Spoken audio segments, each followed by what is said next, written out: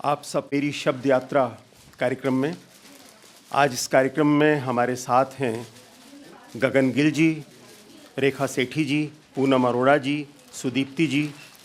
और ये जो कार्यक्रम आरंभ होगा इसका संचालन करेंगी अनीता वर्मा सेठी जी। लेकिन इससे पहले कि इस कार्यक्रम को शुरू किया जाए, हमारी परंपरा है कि हम अपने अतिथियों का सम्मान करें। मैं सबसे पहले निवेदन करूंगा रेखा राजवंशी जी से, जो ऑस्ट्रेलिया से आई हैं, कि आप गगन गिल जी का स्वागत करें।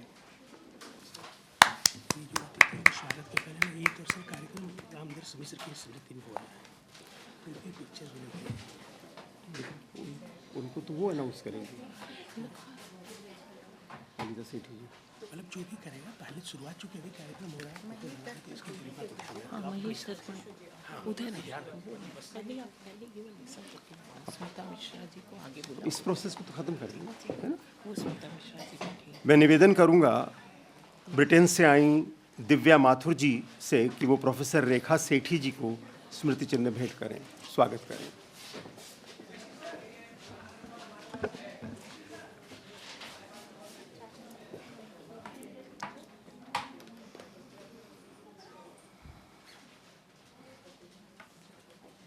अब हम स्वागत करेंगे पूनम अरोड़ा जी का, और मैं निवेदन करूंगा सुनीता पाहूजा जी से।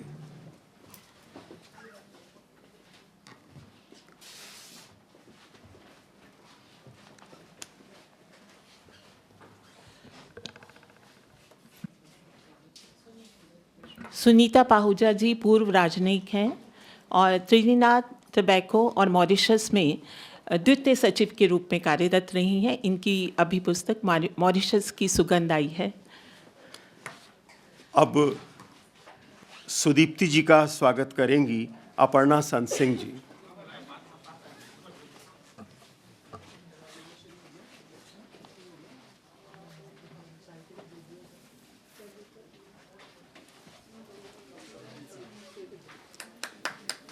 और इस छोटी सी औपचारिकता के बाद मैं निवेदन करूंगा अनीता वर्मा सेठी जी से कि वे इस कार्यक्रम का विधिवत संचालन करें।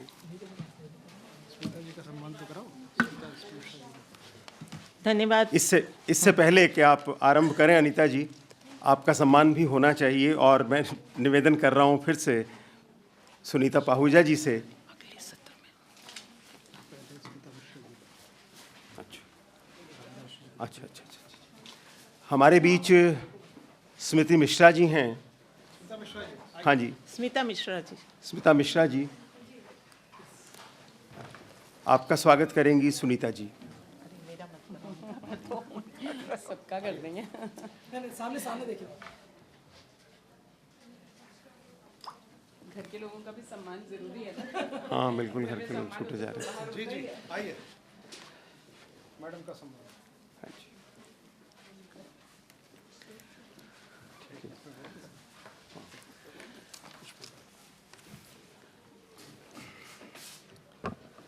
स्मिता मिश्रा जी का सम्मान है आज। आप रामदर्श जी की पुत्री हैं। हार्दिक अभिनंदन है आपका। और आपके पिताश्री रामदर्श मिश्र जी की स्मृति में ये कार्यक्रम है। हम सभी से अनुरोध करते हैं कि जोरदार तालियों से आप उनका स्वागत करें। और अब अनीता वर्मा सेठी जी संचालन करेंगी। जी, धन्यवाद राजेश्वर जी। आज का ये सत्र हमने हमारा समय मेरी दृष्टि, एक बार फिर से सत्र में आप सबका स्वागत है। ये सत्र हमारे प्रमुख सत्रों में से एक है और इसको हमने 2 भागों में विभाजित किया है। आदरणीय महेश दर्पण जी भी यहाँ पर हैं, मैं उनका भी अभिनंदन करती हूँ, और अगले सत्र में हम उसको आगे चलाएंगे। ये सत्र आदरणीय पद्मश्री शतक पुरुष स्वर्गीय डॉक्टर रामदरस मिश्र जी को समर्पित है। गांव की मिट्टी की खुशबू, लोक संस्कृति व लोक जीवन को अपनी कलम से सशक्त वाणी देने वाले पद्मश्री डॉक्टर रामदरस मिश्र का समय वो समय था जब गीतकार अपनी निर्भीक व संवेदनाओं से जुड़ी वाणी को जन जन तक पहुंचाते थे। सामाजिक सरोकारों को जनमानस तक पहुंचाते हुए निर्भीकता से अपनी बात लोगों के सामने रखते थे। आज उन्हीं की स्मृति करते हुए आदरणीय डॉक्टर रामदरश मिश्र जी को इस समर्पित इस सत्र में मैं आमंत्रित कर रही हूँ प्रोफेसर स्मिता मिश्र जी को, जो कि दिल्ली विश्वविद्यालय में हैं और आदरणीय डॉक्टर रामदरश मिश्र जी की बेटी हैं। एक बार जोरदार तालियों से अभिनंदन कीजिए।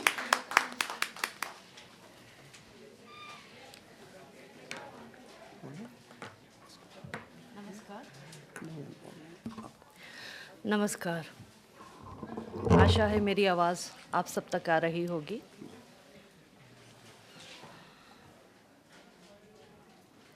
मेरे पिता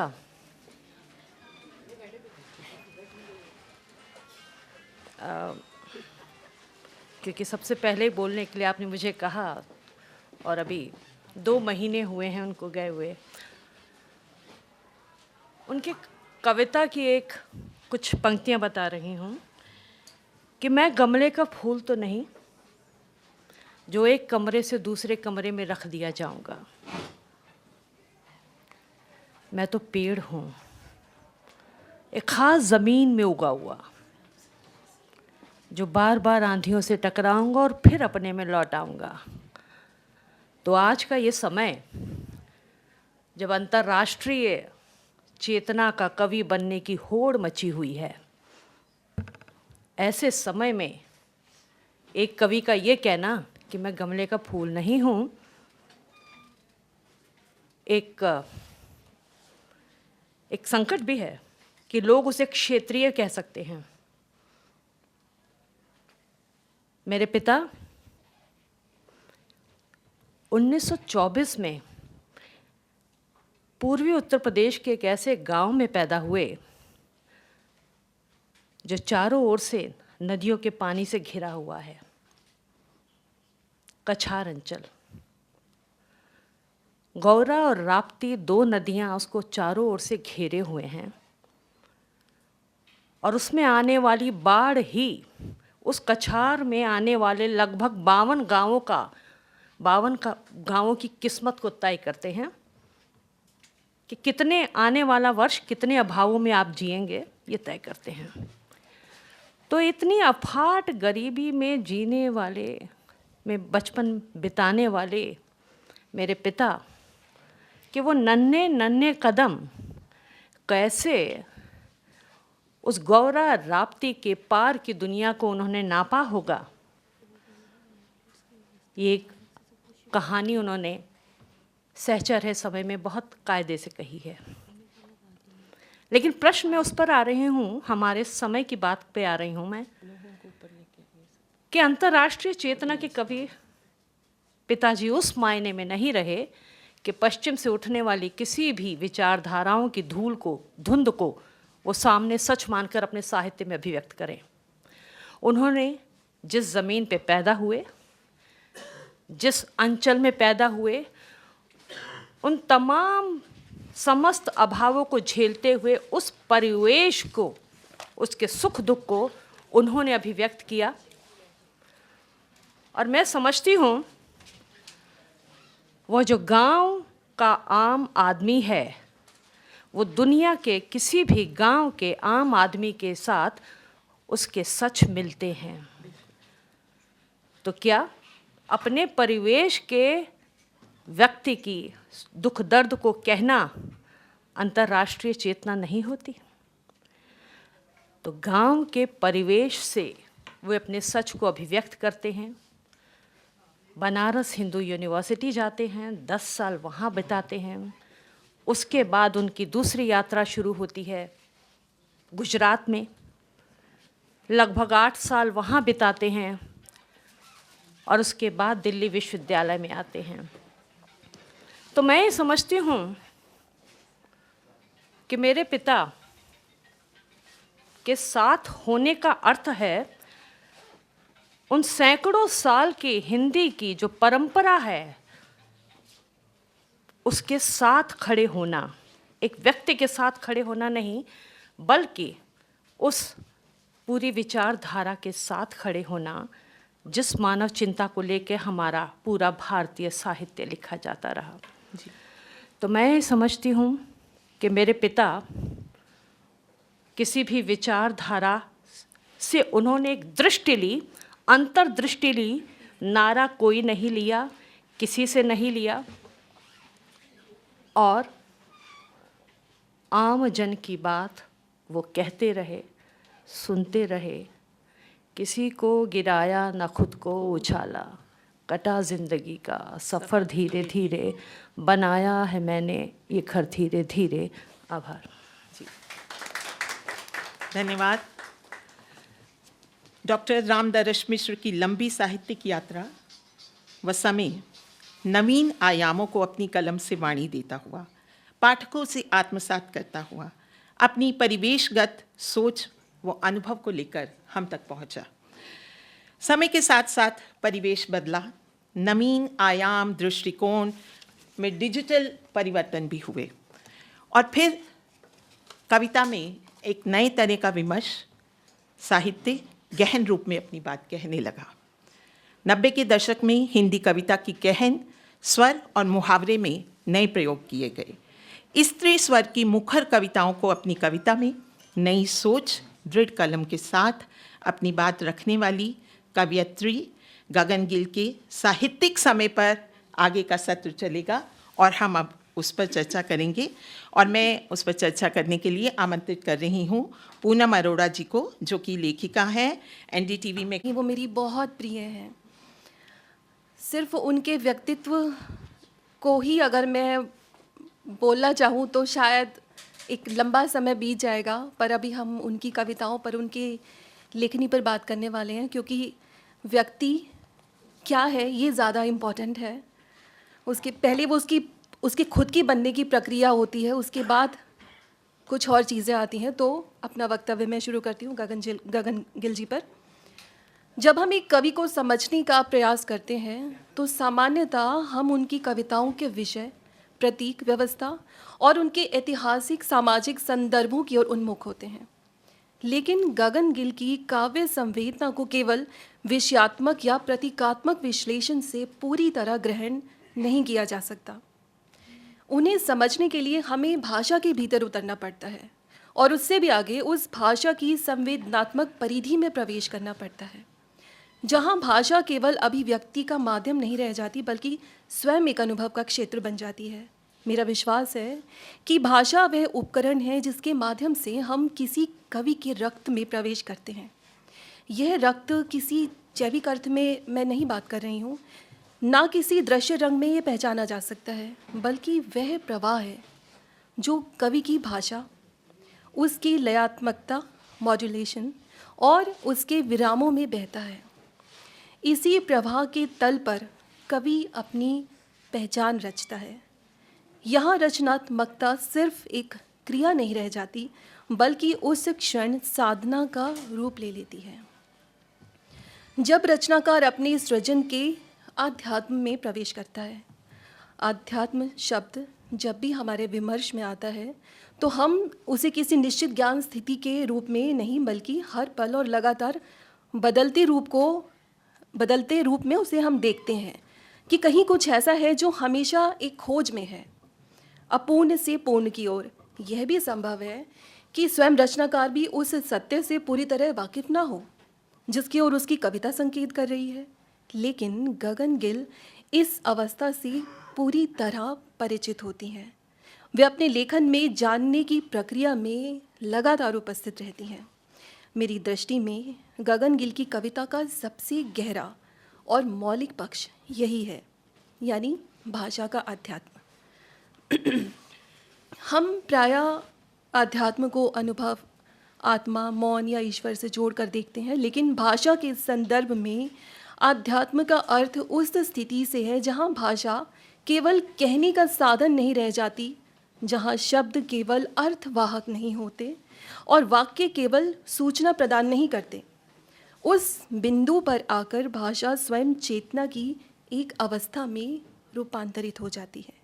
यही वह क्षण है जहाँ मेरी समझ में गगन गिल की कविता अपने चरम पर पहुंचकर लिंग्विस्टिक स्पिरिचुअल जोन में प्रवेश करती है। यह कोई भावुक या रहस्यात्मक दावा नहीं है, बल्कि उनकी काव्य भाषा के सूक्ष्म अनुशासन से उपजा हुआ निष्कर्ष है। उनकी कविता में भाषा कभी उग्र नहीं होती, ना उसमें कोई प्रदर्शनात्मक आग्रह दिखाई देता है। वह उन पाठकों को अपनी ओर आमंत्रित करती है जो भाषा के ठहराव, उसके अवकाश और उसके अंतराल को सुनने की क्षमता रखते हैं। यह ठहराव केवल काव्यात्मक युक्ति नहीं, बल्कि वह साधना का ठहराव है। भारतीय परंपरा में मौन को आध्यात्म का सर्वोच्च अवस्था माना गया है और गगन गिल की कविता यह प्रस्तावित करती है कि भाषा भी मौन के अत्यंत निकट पहुंच सकती है। उनकी पंक्तियां प्रायः वहीं समाप्त होती हैं जहां भाषा अपनी गति को स्थगित कर देती है और अर्थ की यात्रा पाठक के भीतर आरंभ होती है। यही वह क्षण है जब भाषा अपनी सीमाओं को पहचानती है और संभवतः इसी आत्म सीमा बोध में भाषा आध्यात्मिक हो उठती है। गगन गिल की कविताएं इस बात का प्रमाण है कि आध्यात्म केवल शब्दों से परे नहीं, बल्कि कभी कभी शब्दों के भीतर भी है और उसके संयम में भी घटित हो सकता है। जब भाषा हर बात कहने से इनकार करती है, जब वह अनुभव को पूरी तरह से बंद करने का प्रयास नहीं करती और जब वह पाठक के लिए एक खाली जगह छोड़ देती है, तब भाषा सहभागिता की मांग करती है। इस अनुभव और दृष्टि में भाषा, लेखक और पाठक तीनों एक ही लिंग्विस्टिक स्पिरिचुअल जोन में प्रवेश करते हैं। यह वही जगह है जहाँ कविता अब केवल पठनीय नहीं, बल्कि अनुभव वाली बन जाती है। गगन गिल की कविता में भाषा का यह अध्यात्म इसीलिए भी महत्वपूर्ण है क्योंकि वह किसी उपदेश, किसी दर्शन या किसी विचारधारा की वाहक नहीं है। वह केवल अनुभव की सच्चाई के प्रति ईमानदार है। गगन गिल के लेखन में भाषा अर्थ से पहले अनुभव को प्राथमिकता देती है। वह पाठक को समझाने से अधिक सुनना सिखाती है और मुझे लगता है कि जब हम सुनने की प्रक्रिया, चाहे वो कविता हो, चाहे वो किसी की बात हो, जब हम सुनने की सुंदर प्रक्रिया में उतरते हैं तो किसी के भी जोन में हम प्रवेश कर सकते हैं और ये एक सबसे सदा हुआ और सबसे सजग संवाद में कहूँगी। और कविता की भाषा में उतरना तो और भी सुंदर है। और अगर आप चाहते हैं कि किसी कवि के सच में आप करीब पहुँचें तो उनकी भाषा के एक एक तंतु में, एक एक वर्तनी में, एक एक मात्रा में, हर जगह पे घुसना चाहिए, इवन उसके अंतरालों में। ऐसा होता है ना, कई बार हम आलाप में, जैसे कभी कोई एक सिंगर गा रहा होता है, आरोह अवरोह के बीच का जो सफ़र होता है वो भी पकड़ा जाता है। कई बार सब नहीं पकड़ पाते। कभी भी मेरे लिए उसी चेतना पर काम करता है जहाँ हम उसकी सांस को भी, अगर उसके शब्दों के बीच के सांस को भी अगर पकड़ें तो एक कविता हमें समझ में आती है। मेरी दृष्टि में गगन गिल मैं यहाँ इस शब्द को ज़रूर इस्तेमाल करना चाहूँगी, भिक्षुणी समान है जो भाषा और विचार के रास्ते बार बार अपने घर लौटने का प्रयास करती हैं। वे अपनी जड़ों के प्रति जागरूक हैं। क्योंकि वे अपनी जड़ों के प्रति जागरूक हैं और किसी भी लेखक के लिए अपने शब्दों के प्रति सजग होना सबसे बड़ी ताकत है। गगन गिल न केवल अपनी उस पहचान से परिचित हैं, बल्कि उस पहचान से मुक्त हो जाने का साहस भी रखती हैं। एक तो होता है कि हम इसको जानते हैं, लेकिन हम उसको जब पहचान लेते हैं उस जगह को, तो हम उसे छोड़ नहीं पाते। लेकिन आध्यात्म में जितना चीज़ को पहचानना इम्पॉर्टेंट है, उतना ही उसे छोड़ना भी महत्वपूर्ण है। तो यहाँ पर जब मैं गगन गिल की भाषा की, आध्यात्म के विषय में बात करती हूँ, तो ये चीज़ मुझे समझ में आती है कि जिस सच्चाई को, जिस सत्यता को वो पहचान रही हैं, उस पहचान को छोड़ने का साहस भी वो रखती हैं। और ये मुझे लगता है बहुत बड़ी बात है, एक काफ़ी ऊंचा चरम है। किसी भी अध्यात्म के किसी भी स्तर पर पहुंचकर हम इसे जस्टिफाई भी नहीं कर सकते हैं, क्योंकि सबके बस की भी बात नहीं है ये। यहाँ मैं टी.एस. इलियट का कथन दोहराना चाहूँगी। हालांकि यह कोट कविता के संदर्भ में है, लेकिन मैं इसे गगन गिल के संपूर्ण लेखन को संबोधित करते हुए कहना चाहती हूँ। Poetry is not a turning loose of emotion but an escape from emotion. It is not the expression of personality but an escape from personality. तो गगन गिल जी मेरे लिए कुछ इसी तरह का असर रखती हैं। और यहीं मैं अपनी बात को ख़त्म करती हूँ। हालांकि मैं कविताएं पढ़ना चाहती थी उनकी, पर समय बहुत कम मिला है हमें। कविताएं शायद फिर कभी मौका मिले। जी जी बिल्कुल। आप सभी का आभार। धन्यवाद पूनम अरोड़ा जी। निस्संदेह गगन गिल की कविताओं में थपक थपक दिल थपक थपक करता हुआ दोस्ती में प्रेम था, प्रेम में इच्छा, इच्छा से मुंह फेर कर वह कहाँ जाएगी, और एक दिन लौटेगी लड़की वाली सशक्त लड़की, जहाँ अपने होने ना होने के बीच में स्वयं को तलाशती है, अपनी होंद को तलाशती है। वहीं जब ये लड़की उदास होती है तो प्रेम यात्रा से निकलते हुए प्रेम नहीं होगा जब, ईश्वर नहीं बचेगा जब, यकीनन सोचेगी तब वह उन सब अधूरे अनहुए कामों को जो नहीं कर पाई वह। कभी प्रेम के उलझाव में, कभी ईश्वर की माया के फेर में। निस्संदेह गगन गिल का कविता संसार स्त्री के होने, स्त्री के ना होने और स्त्री के स्थापित होने के संघर्ष को अपनी कलम से उकेरता है। और अब मैं मंच पर आमंत्रित कर रही हूँ लेखिका, अध्यापिका, कवयित्री सुदीप्ति जी को। सुदीप्ति जी हिंदी साहित्य पर अपनी मजबूत पकड़ रखती हैं और जानी मानी आलोचक भी हैं। मंच पर आपका स्वागत है। बहुत बहुत शुक्रिया और आप सबको नमस्कार। दरअसल किसी भी कवि की कविताएं उसकी कवि दृष्टि ही नहीं, विश्व दृष्टि और जीवन यात्रा का परिचायक होती हैं। और गगन गिल के जो कविता संग्रह हैं, आप एक क्रम से उनको पढ़ेंगे। एक दिन लौटेगी लड़की, अंधेरे में बुद्ध, यह आकांक्षा समय नहीं, थपक थपक दिल, मैं जब तक आई बाहर, तो आप इस विश्व दृष्टि को बहुत अच्छे से समझ पाएंगे। लेकिन अब समस्या तो समय के लिए है। पहले 10 मिनट, फिर 7 मिनट, फिर 5 मिनट। तो मैंने सोचा गगन जी से की बातचीत से 2 मिनट चुराऊंगी और 5 मिनट की जगह ले लें। मैं लगभग 6-7 मिनट में कोशिश करूंगी कि गगन जी की इस काव्य संग्रह पर, जिसका नाम है मैं जब तक आई बाहर, इसी पर इनको साहित्य अकादमी पुरस्कार मिला। और इस संग्रह की जितनी चर्चा होनी चाहिए, मुझे लगता है उससे थोड़ी सी कम हुई है। और यहाँ पर एक संपूर्णता दिखती है। तो हालांकि मैं अध्यापक हूँ और अध्यापक तो 40 मिनट एक कविता भी पढ़ाने में ले लेते हैं, लेकिन मैं कोशिश करूँगी कि 30 सेकंड के ये रील वाले टाइम में 6 मिनट में इस पूरे संग्रह पर थोड़ी सी बातचीत आप लोगों से करूँ। और समय इसीलिए रखा है कि पता रहे। तो अभी पूनम बात कर रही थी आध्यात्म की और भाषा के आध्यात्म की, और अक्सर इस संग्रह की कविताओं को आध्यात्म और प्रार्थना की कविताएं कहा जाता है। लेकिन आप संग्रह के नाम पर ध्यान दीजिए, मैं जब तक आई बाहर। आध्यात्म तो आत्म का शोधन, आत्म की यात्रा है, या आत्म की तरफ। और यहाँ तो गगन गिल कह रही हैं मैं जब तक आई बाहर। और वह कवि जो मेरी दृष्टि में अपने समय में सबसे अधिक संपादित भाषा का कविता में इस्तेमाल करती है। गगन गिल अपनी कविताओं के कितने ड्राफ्ट करती हैं मुझे नहीं पता, लेकिन इनकी कविताओं में संपादन की संकलन ही मैंने किया है और उन पर एक दृष्टि रखी है। प्रतिनिधि कविताओं का संपादन करते हुए कविताओं को मैं संपादित नहीं कर सकी हूँ, क्योंकि वो खुद इतनी बार संपादित करती हैं। तो भाषा के प्रति इतनी सुचिंतित दृष्टि रखने वाली कवि अगर संग्रह का नाम रखती हैं मैं जब तक आई बाहर, तो ये बाहर क्या है?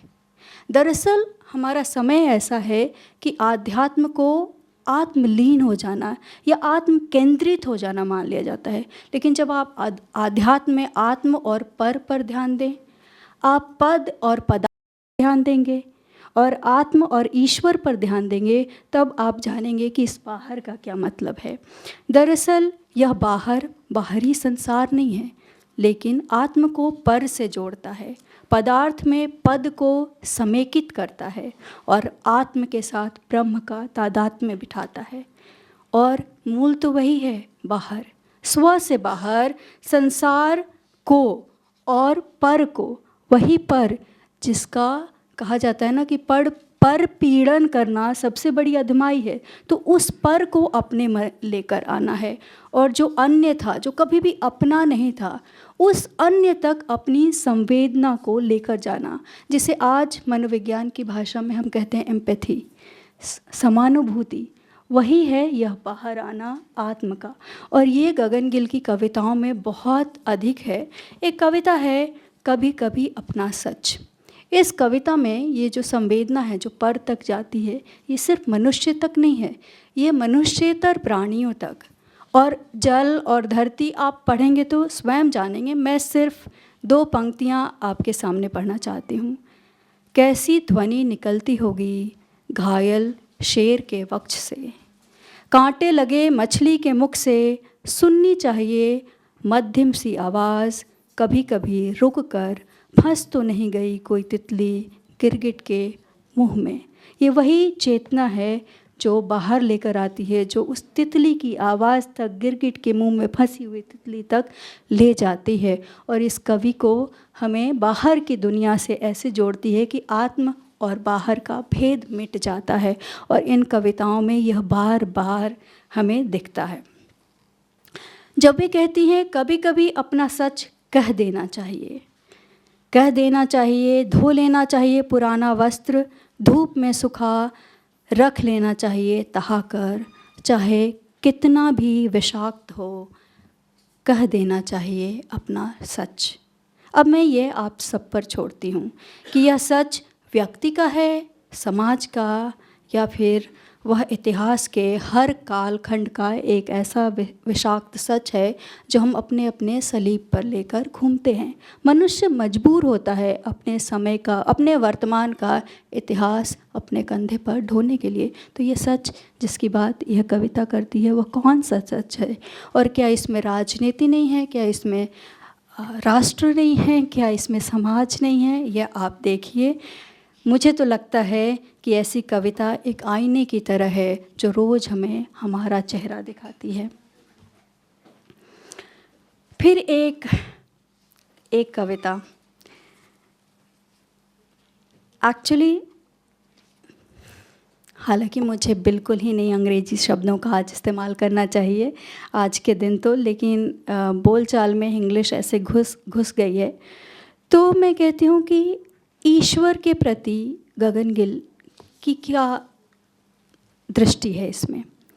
मुझे तो लगता है कि जब मैं इनका भावानुवाद अक्क महादेवी की कविताओं का पढ़ रही थी, तो तब मुझे ये समझ में आया कि अक्क महादेवी, मीरा, आंडाल का जो ईश्वर से रिश्ता है, जो पूर्ण समर्पण और आत्मविसर्जन का, वह गगन गिल का नहीं है। वह आधुनिक मनुष्य के सारे तमाम भावबोध जिससे एक आधुनिक मनुष्य गुजरता है और उसके होने की जो ईयता है, उसके साथ वो ईश्वर के साथ एक संबंध बनाता है, और जिसमें मान है, दंभ नहीं, जिसमें अना है, अहंकार नहीं, और करुणा तो इतनी है कि वह ईश्वर तक पहुंच जाती है। कविता की पंक्ति है, इतना अकेला एक देवता कब से धूप में खड़ा है, हर कोई नहीं चीर पाता अपना सीना। कितना अकेला एक देवता कब से धूप में खड़ा है, हर कोई नहीं चीर पाता अपना सीना। अब मैं एक कविता की तरफ आती हूँ जो पिछले वर्ष बहुत चर्चित थी। मैं ये नहीं कहूँगी सही कारणों से, लेकिन चर्चित थी। दिन के दुख अलग थे, रात के अलग। दिन में उन्हें छिपाना पड़ता था, रात में उनसे छिपना। अब हमारे समाज की एक बहुत बड़ी समस्या है कि रचना को रचनाकार से अलग करके नहीं देखता, और ख़ास तौर पर रचनाकार अगर स्त्री है तो बिल्कुल ही उससे अलग करके देखने की ज़हमत ही नहीं उठाते, सोचते ही नहीं कि अलग करके देखना भी चाहिए। लेकिन मैं तो कहती हूँ कि ये जो कविता है, ये एक स्त्री की ही कविता नहीं है, ये तो हमारे समय के हम जैसे तमाम मनुष्यों की कविता है, जो एक आधुनिक मनुष्य जो बाहर मजबूत होकर लड़ता है और अकेला होने पर भी अकेलेपन के त्रास से कमज़ोर नहीं पड़ सकता। उसके मिलियंस में फॉलोअर्स होंगे, उसे इंस्टाग्राम के पेज पर चमकते हुए दिखना है, उसे हर जगह यूट्यूब में जो कुछ भी अपना बनाता है वीडियो, उसमें उसको खुश दिखना है, लेकिन वो अपने अंधेरे अवसाद के कोने में कैसा है, अगर आप यहाँ से देखिए इस कविता को, तब वह मनुष्य जो इस वायरल वर्ल्ड में अपने कोंचते हुए दुखों के बीच अकेला शिकार बना, क्या उसकी बात नहीं है? दरअसल अगर आप कवि को कविता से बहुत अलगा देते हैं तो आपको बहुत स्तरीय अर्थ मिलते हैं। और इसी तरह से यहाँ पर मैं ब्लर्ब में एक बात पढ़ते हुए नंद किशोर आचार्य जी की रुक गई कि उन्होंने कहा कि ये कविताएं प्रार्थना के नए शिल्प में प्रतिरोध की कविताएं हैं। जब आप एक गऊ मेरे भीतर है, जो सेकंड आखिरी से पहले वाली कविता है, एक गऊ मेरे भीतर है जिसे कटने का डर है, यहाँ से शुरू होती है कविता और पहुँचती है हम दोनों को कटने का डर है और बचने का डर है। यहाँ तक पहुँचेंगे तो आप देख पाएंगे कि ये कविताएं सिर्फ प्रार्थना की कविताएं नहीं हैं, ये अपने समय को एक बदल चुकी भाषा, क्योंकि कवि आखिरी कविता की आखिरी पंक्तियों में कहती हैं, और मैं जब तक आई बाहर एकांत से अपने बदल चुका था भाषा का मर्म। तो इस बदली हुई भाषा में बदले हुए समय का यथार्थ वो लिखती हैं। उसको समझने के लिए आपको बार बार इन कविताओं को पढ़ना पड़ेगा। और ये कविताएं, गगन गिल की कोई भी कविता आपसे आपका मन मांगती है, आप पूरे मन से पढ़ेंगे, अर्थ आप तक व्याप्त होगा। बहुत बहुत धन्यवाद। धन्यवाद सुदीप्ति। कविताएं मन मांगती हैं और अर्थ देती हैं। निस्संदेह कविताओं के मन तक पहुंचना बहुत ज़रूरी है, और जब हम उन कविताओं के मन तक पहुंचते हैं तो अपने मन तक पहुंचते हैं, और जब लेखक अपने मन तक पहुंचता है तो निस्संदेह वो ऐसी दुनिया में सबको ले जाता है जिस दुनिया में गगन गिल हमें लेके गई हैं। और अब बात उस गगन गिल की जिसकी साहित्यिक यात्रा दिल्ली के विश्वविद्यालय के गलियारों से प्रारंभ हुई।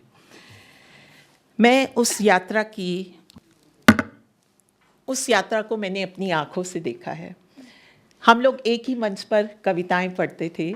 मैं लक्ष्मीबाई कॉलेज में थी और हम ये दशक 1976 के बाद की बात है। इनका जन्म 1959 का है और मेरा 1960 का, और हमने उसी साल में मैंने ग्रेजुएशन की, अपनी बीए की।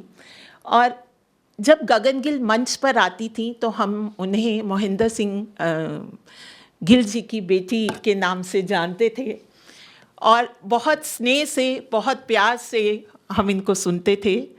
और इनका ऑरा ऐसा था, इनकी दुनिया ऐसी थी कि हम सब चकित अचंभित से ये देखा करते थे कि ये किस तरह धीरे से अपनी बात कह करके, अपने अंदाज से मंच पर बोल करके वहाँ से जाती थी। और हम सोचते रह जाते थे कि इस स्थिति में कितनी बार, किस तरह से हम इनको और सुन पाएंगे।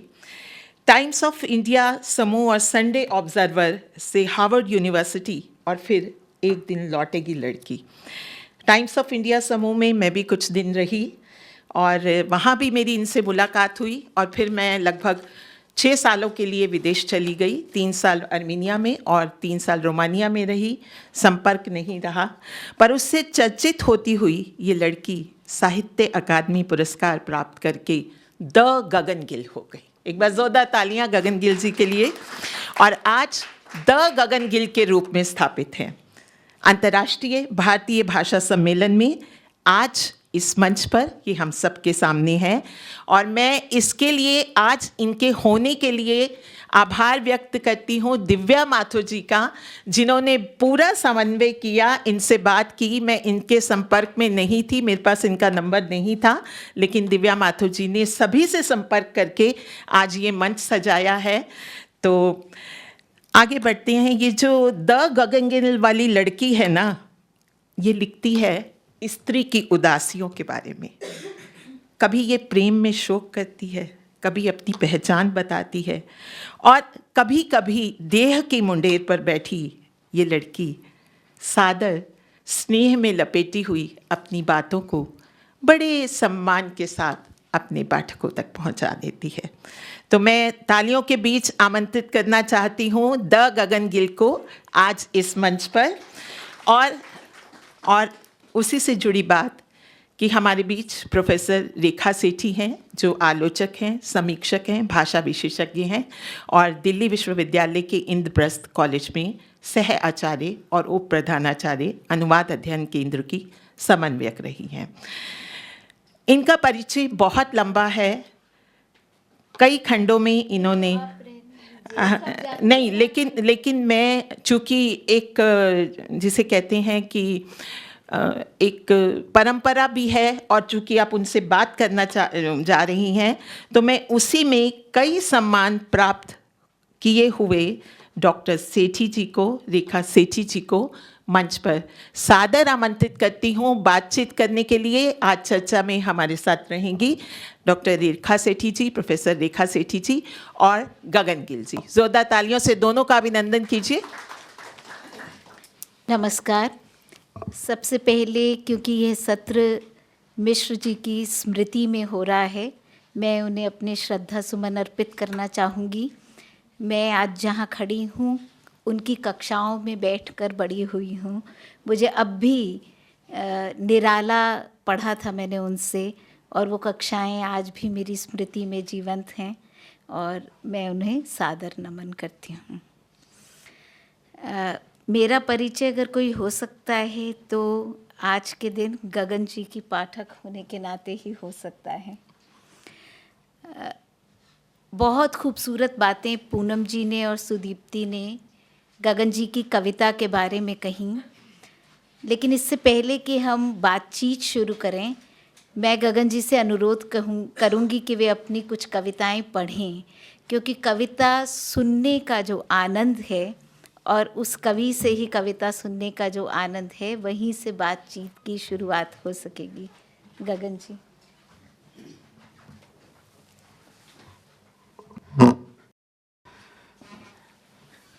मुझे तो ऐसा लग रहा है जैसे मैं 1976 या 1978-80 में बैठी हुई हूँ। एकदम से लग रहा है जैसे घर में बैठी हूँ। तो सबसे पहले तो रामदरश मिश्र जी की स्मृति को प्रणाम। और मेरे पूज्य गुरुदेव थे। मैंने कभी उनसे शिक्षा तो नहीं ली थी, लेकिन हम कविता प्रतियोगिताओं में जाते थे तो वो हमारे जज हुआ करते थे और हम लोग एक ही इलाके में रहते थे। वो मॉडल टाउन में थे, हम मुखर्जी नगर में। तो कभी कभी रामदरश जी बारिश में भी अपना छाता उठाए आ जाते थे। तो मेरी स्मृति या मेरा भाव उनको लेकर एक बहुत ही आत्मीय, बहुत ही प्यारे सज्जन का है। और रामदरश जी न केवल मेरे बल्कि मेरे पिता के, माँ के, हम भाई बहनों के, सबके ही बहुत प्रिय थे। तो मुझे ये बहुत अच्छा लग रहा है कि उनकी स्मृति में उनके सामने तो हमने अभी लिखना शुरू किया था।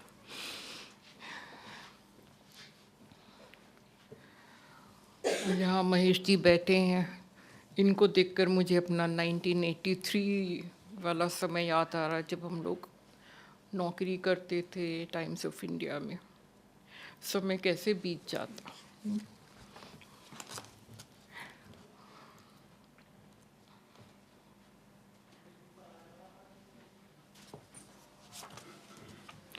एक दो कविताएं ही। आपने कौन सी कविता कही? सबसे पहले मैं सुई में से निकल। अच्छा।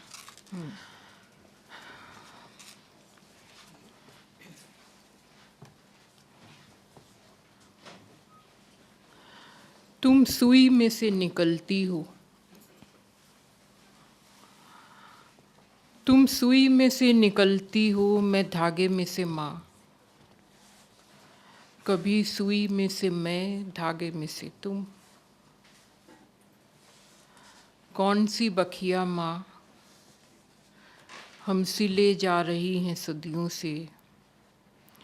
कौन सा यह टाका पूरा होने में नहीं आता। कब उतरेंगे सितारे माँ मैली अपनी चादर पर, खिलेगा कोई फूल अपनी इस फुलकारी पर।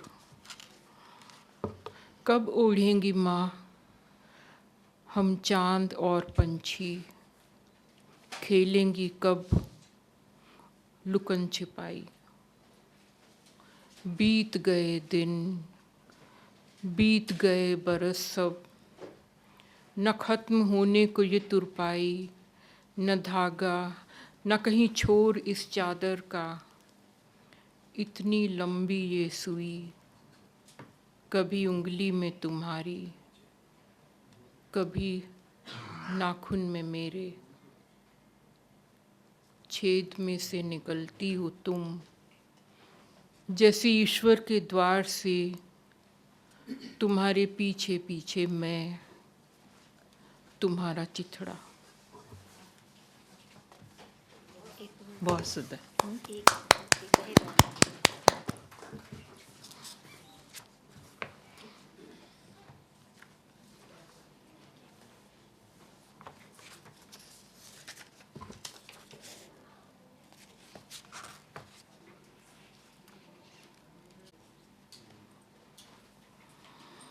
वही दाना देना प्रभु जिस पर मेरा नाम हो, वही दाना देना प्रभु जिस पर मेरा नाम हो, वही बूंद पानी मिले जिसमें मेरी प्यास हो। टुकड़ा भर आकाश प्रभु फटा जिसका छाता हो, कभी कभी दिखता उसमें सूरज और चांद हो।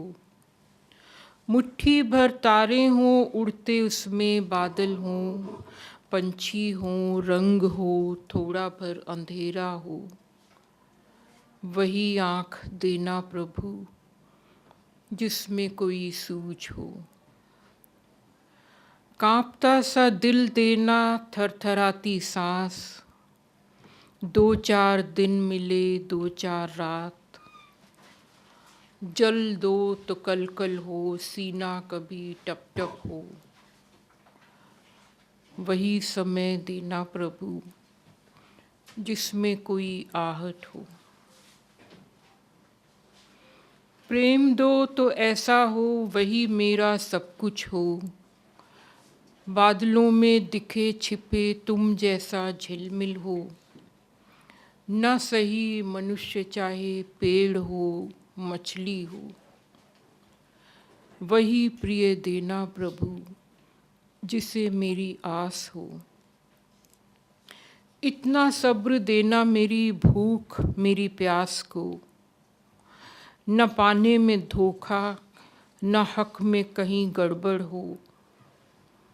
हो मेरे भाग्य का, हो मेरे भाग्य में उतना ही देना प्रभु, भले वह भूख हो भले वह प्यास हो। बहुत सुंदर। बहुत सुंदर गगन जी।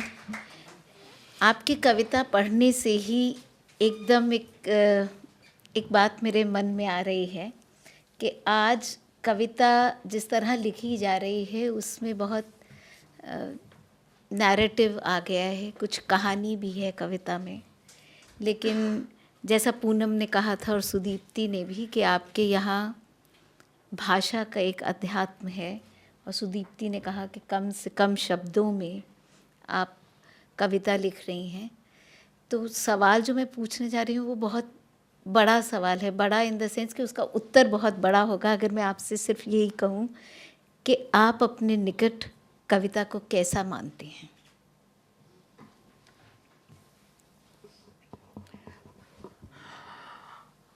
अगर कोई कवि ये समझता है कि वो कविता शब्दों से लिखता है तो मुझे लगता है मुगालते में है। शब्द में चाहिए होते हैं, लेकिन कविता क्या कोई भी आर्ट प्राचीनतम से लेकर आज तक उसका जो कर्म है, जो आकांक्षा है, वो किसी ऐसे बिंदु को पकड़ने की या छूने की है जो कहा ना जा सके, जो शब्द से बाहर का हो, क्योंकि शब्द में आते ही वो स्थूल हो जाता। तो ये एक बड़ा विडंबनात्मक कर्म है कला का, कि हम पहुंचना तो भाषातीत तक चाहते हैं, लेकिन हमारे पास जो उपकरण होते हैं वो बड़े स्थूल से होते हैं। या शब्द होंगे, या अगर पेंटर है तो उसके पास रंग होंगे।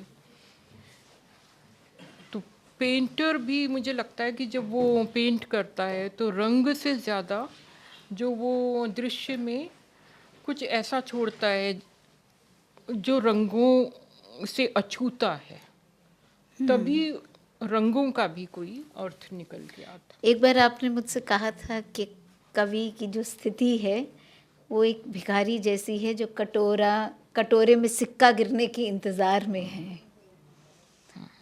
तो कि कभी कभी बहुत समय तक वो शब्द नहीं मिलते जिसमें आप कहना चाहती हैं। एक और बात मेरे मन में आ रही थी कि कल मैं आपकी कविताओं पर तो बहुत चर्चा हुई, लेकिन आपका गद्य जो है वो बहुत काव्यात्मक है और अपने आप में अनूठा। तो कभी कभी ऐसे लगता है ना कि आप पूरे लिखने के तरीके में ही परिवर्तन कर रही हैं और बहुत शांति से, मतलब बहुत बिना उस बात की बहुत ज़्यादा चर्चा किए हुए। तो कैसे एक कवि, एक रचनाकार इस तरह के हस्तक्षेप कर पाता है? कोई ऐसे इन्फ्लुएंसेस होते हैं, कोई ऐसा प्रभाव होता है किन्हीं लोगों का, रचनाकारों का? कभी आप टैगोर की बात करती हैं, कभी फ्रीदा कालो की। तो सेल्फ, मतलब अपने आप को और समाज को देखने का जो रिश्ता है वो बिल्कुल अनूठा है। आप उस पर कुछ कहेंगी? हम जिन भी कलाकारों से अपना संबंध बनाते हैं वो इसीलिए बनाते हैं कि वो हमें अपने से बात करना और अपने को सुनना सिखाते हैं। और अगर हम उनका अभाव महसूस करते हैं वो भी इसीलिए कि जब हम अपने से नहीं बात कर पाते तो हमें लगता है शायद हम उनसे बात करें तो अपनी बात हमें समझ में आएगी। पर ये जो गद्य की बात आपने कही कि ये कुछ अलग तरह का है, तो मुझे लगता है कि जब हम अकेले ज़्यादा समय तक रहते हैं तो हम भाषा को सुनते रहते। ओह, बहुत खूबसूरत। कभी मतलब जो विचार है जी, वाक्य है वो तो हमारे मस्तिष्क में आने से रुकते ही नहीं है। तो वो सुबह से लेके रात तक कुछ चलता रहता है और आप उस शोर से बचना भी चाहते हैं कि ये क्या चल रहा, लेकिन फिर कभी एक मोमेंट में कोई एक वाक्य इतना चमकदार सा आ जाता कि वो कहता है कि मुझे लिखा जाए, तो वो वाक्य बताता है। तो अगर आप सोचें कि मैं कुछ जादू गरी करने वाला हूँ तो वो जादू नहीं होगा।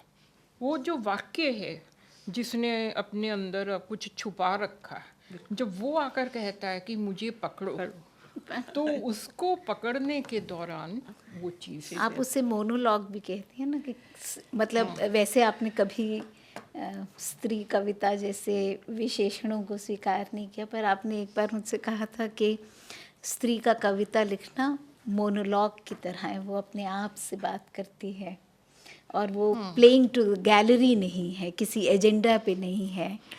तो इसीलिए शायद वो जो एक टोन है आपकी कविता का वो अपने से बात करने का भी है और मतलब उसे मैं दुख तो नहीं कह सकती, लेकिन एक ऐसे में संलिप्त, एक ऐसे भाव में संलिप्त होने का है जिसमें पीड़ा भी है, सुख भी है, आनंद भी है, इहलोक भी है, अध्यात्म भी है। मैं तो कभी कभी सुबह उठती हूँ तो ऐसी खिलखिलाती हुई उठती हूँ जैसे पता नहीं सपने में कोई चुटकुला सुन रही थी, क्या सुन रही थी। तो अब पता नहीं क्या चलता रहता है। ये कोई मतलब मुझे लगता है कि हमारा जीवन हमारे काबू में नहीं है। बिल्कुल। हमारा जीवन हमारा तो है, लेकिन उसको जो हम जीते हैं 24 घंटे में वो बिल्कुल हमारे कंट्रोल से बाहर है। और हम कौन से सुख दुख भोग रहे हैं, और कुछ सुख दुखों के लिए हम सचेत हैं, कुछ सचेत नहीं है। मतलब कोई ऐसा हो सकता है कि कोई सुबह उठे तो वो खिलखिलाता हुआ उठे और उसको याद ही ना आए कि किस बात पर उसको। ये तो बहुत बड़ा सौभाग्य है। ईश्वर करे ये कृपा बनी रहे कि हम खिलखिला सकें, सुखी हो सकें। मतलब एक तरह से जैसे वो हो जाता है ना कि क्लीन स्लेट बन के आपका मन हर रोज़ सुबह की शुरुआत करता है। तो अब मुझे इशारा किया जा रहा है कि मैं अपनी बातचीत समाप्त करूं। सच में अभी तो ऐसा लगा कि बात शुरू शुरू हुई हुई और है। आपसे बहुत बातें करने का मन जी, था, जी। पर जैसा अनीता जी जी, ठीक जी। समझे। धन्यवाद। धन्यवाद रेखा जी। आज के इस कार्यक्रम का, इस आयोजन का सूत्र वाक्य कि जब हम अकेले रहते हैं तो भाषा को सुनते रहते हैं, और भाषा हमारे भीतर इस तरह से समाहित हो जाती है कि हमें शब्दों के लिए भाषा की नहीं, स्वयं की आवश्यकता होती है। और जब गगन गिल जी उस स्वयं में होती हैं तो स्वयं के साथ खुश होती हैं, स्वयं से संवाद करती हैं और उस संवाद के प्रवाह को हम तक पर पहुंचाती हैं। बहुत बहुत धन्यवाद आप दोनों का। एक इनकी पंक्तियां हैं कि कविगण लड़कियों की कविताओं से डरते हैं। मैं इस पर भी एक छोटी सी टिप्पणी चाहूँगी कि कविगण लड़कियों की कविताओं से डरते हैं। लड़कियों की कविताओं में, उनकी कविताओं में तो बस थोड़ी सी पीड़ा और वो खुद होती हैं। तो खुली खिड़की से बाहर झांकती हुई वो लड़की इनकी कविताओं में कब कब संघर्ष करती है, कब कब टिप्पणी करती है, तो और कब पीड़ा से मुक्त होकर के अपना रास्ता ढूंढती है। तो इसकी जो पहली पंक्ति है, मैं छोटी सी टिप्पणी गगन गिल जी से चाहूँगी कि कविगण लड़कियों की कविताओं से डरते हैं। ये तो अपने आप में टिप्पणी है। अब इसमें टिप्पणी के ऊपर टिप्पणी क्या की जाए। बहुत गगन जी, आपकी जो ट्रेजेक्ट्री है ना, मतलब वैसे मैं कोई इस तरह की बात चर्चा में नहीं ला रही थी, लेकिन स्त्री की जो छवि उन कविताओं में, स्त्री की या लड़की की जो भी कहूँ, वो एक दिन लौटेगी लड़की से, एक दिन उदास है लड़की, कविता करने वाली ये जो लड़की है। और फिर एक ऐसा लगता है कि स्त्री और पुरुष जैसा भेदभाव मिट जाता है और हम अपने होने में वहाँ होते हैं। जैसा मैं इत्यादि पढ़ रही थी कल, तो आप शंख घोष के विषय में लिख रही थी। तो ये जो बीइंग है, ये जो होना है, ये कवि का एक सबसे बड़ी संपदा है, थाती है उसका। जी मुझे लगता है हम काफ़ी लंबा रास्ता चल के आए हैं। मतलब मैं यहाँ पर अपने को लगभग स्वर्ग में महसूस नहीं हूँ, इतना लंबा रास्ता चल कर आए हैं। तो मुझे लगता है जब हमने शुरू किया होगा तब तो हम विमर्श करते ही थे, तभी तो हमने लिखा था कविगण डरते हैं। तो अब तो हमारे बाद की एक दो पीढ़ियां आ गई। अब तो हमने जो डराना था डरा दिया। अब तो ये उस समय की कविता है, बिल्कुल। और अब हम इस वाले सत्र का समापन करते हैं और हमारा अगला सत्र जो है आदरणीय चित्रा मुद्गल जी के लिए है। और उस सत्र के संचालन के लिए मैं साहित्यकार मनीषा कुलश्रेष्ठ जी को आमंत्रित करती हूँ कि अगले सत्र का संचालन करें। इससे पहले मैं राजेश्वर वशिष्ठ जी से कहूँगी कि इस सत्र का धन्यवाद ज्ञापन विधिवत रूप से दे दें। राजेश्वर वशिष्ठ जी वरिष्ठ कवि हैं, लेखक हैं, और इनकी कविताएं भी हम तक हर सुबह डिजिटल माध्यम से और अन्य माध्यमों से पहुंचती हैं, और इस कदर पहुंचती हैं कि हम ये सुनते हैं और ये सोचते हैं कि आज इनकी बात कहाँ से शुरू होगी। मैं सादर आमंत्रित करती हूँ राजेश्वर वशिष्ठ जी को। आभार अनीता सेठी वर्मा जी। सबसे पहले मैं धन्यवाद ज्ञापित करना चाहूँगा प्रोफेसर स्मिता मिश्र जी को, जिनके पिता की स्मृति में आज ये मेरी शब्द यात्रा कार्यक्रम यहाँ आयोजित हुआ इस अंतर्राष्ट्रीय भारतीय भाषा सम्मेलन में। आपके प्रति बहुत बहुत आभार। आपके माध्यम से हमें आदरणीय मिश्र जी के विषय में काफ़ी कुछ जानकारी मिली। उसके बाद मैं आऊँगा मूल हमारे इस कार्यक्रम पर। पूनम अरोड़ा जी ने बहुत बढ़िया शुरुआत की और भाषा के अध्यात्म की चर्चा कविता में की। अपने आप में अनूठी बात, बहुत अच्छा विश्लेषण किया। उसके बाद सुदीप्ति जी की आलोचना भी बहुत बढ़िया रही। एक संग्रह मैं जब तक आई बाहर को लेकर उन्होंने चर्चा की, उसके लिए बहुत बहुत धन्यवाद। और उसके बाद तो गगन जी से कविताएं सुनना अपने आप में एक अनूठा अनुभव है। रेखा सेठी जी ने बहुत बढ़िया तरीके से वार्तालाप को आगे बढ़ाया।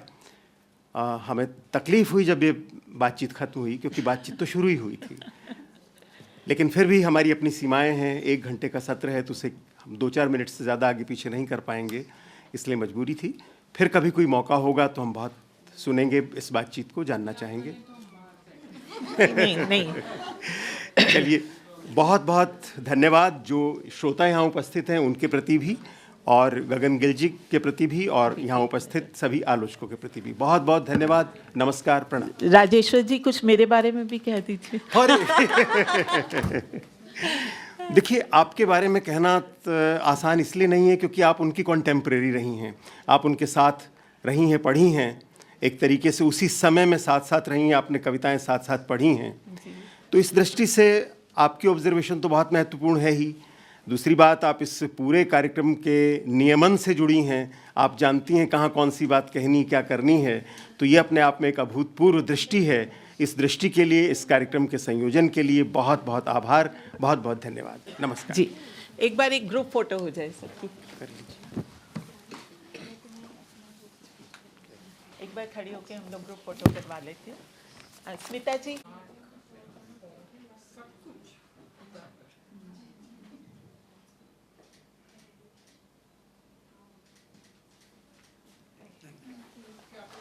एक फोटो सुनिए, एक मुझे अलग से। हमारा यह सत्र चित्रा मुदगल जी की शब्द यात्रा पर केंद्रित रहेगा, और हमारे सामने हैं महेश दर्पण जी, करुणा शर्मा जी, और विशेष रूप से शैली जी, जो चित्रा जी की बहू हैं। इससे पहले कि हम इस कार्यक्रम को शुरू करें, सम्मान से हम गुजरते हैं। इस कार्यक्रम का संयोजन कर रही हैं मनीषा कुलश्रेष्ठ जी, जो वार्तालाप करेंगी, इस पूरे कार्यक्रम को आप तक तरीके से पहुंचाएंगी। मैं निवेदन करूंगा नलिनी जी से कि आप शैली जी को, है ना, वस्त्र भेंट करें प्लीज।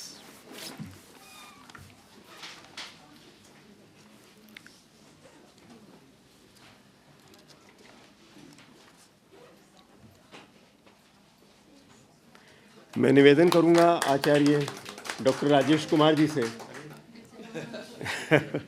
कि आप महेश दर्पण जी का सम्मान करें। क्या अद्भुत काम दिया आपने। अरे सर,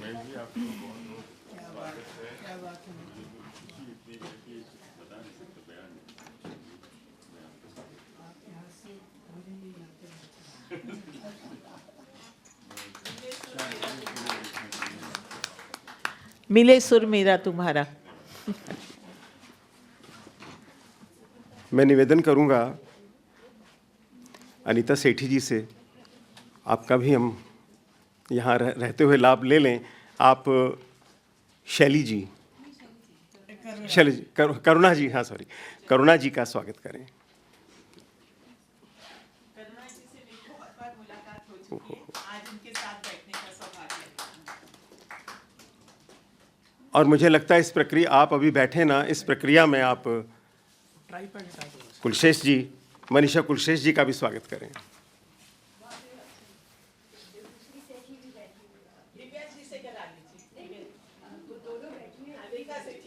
चलिए आइए रेखा जी।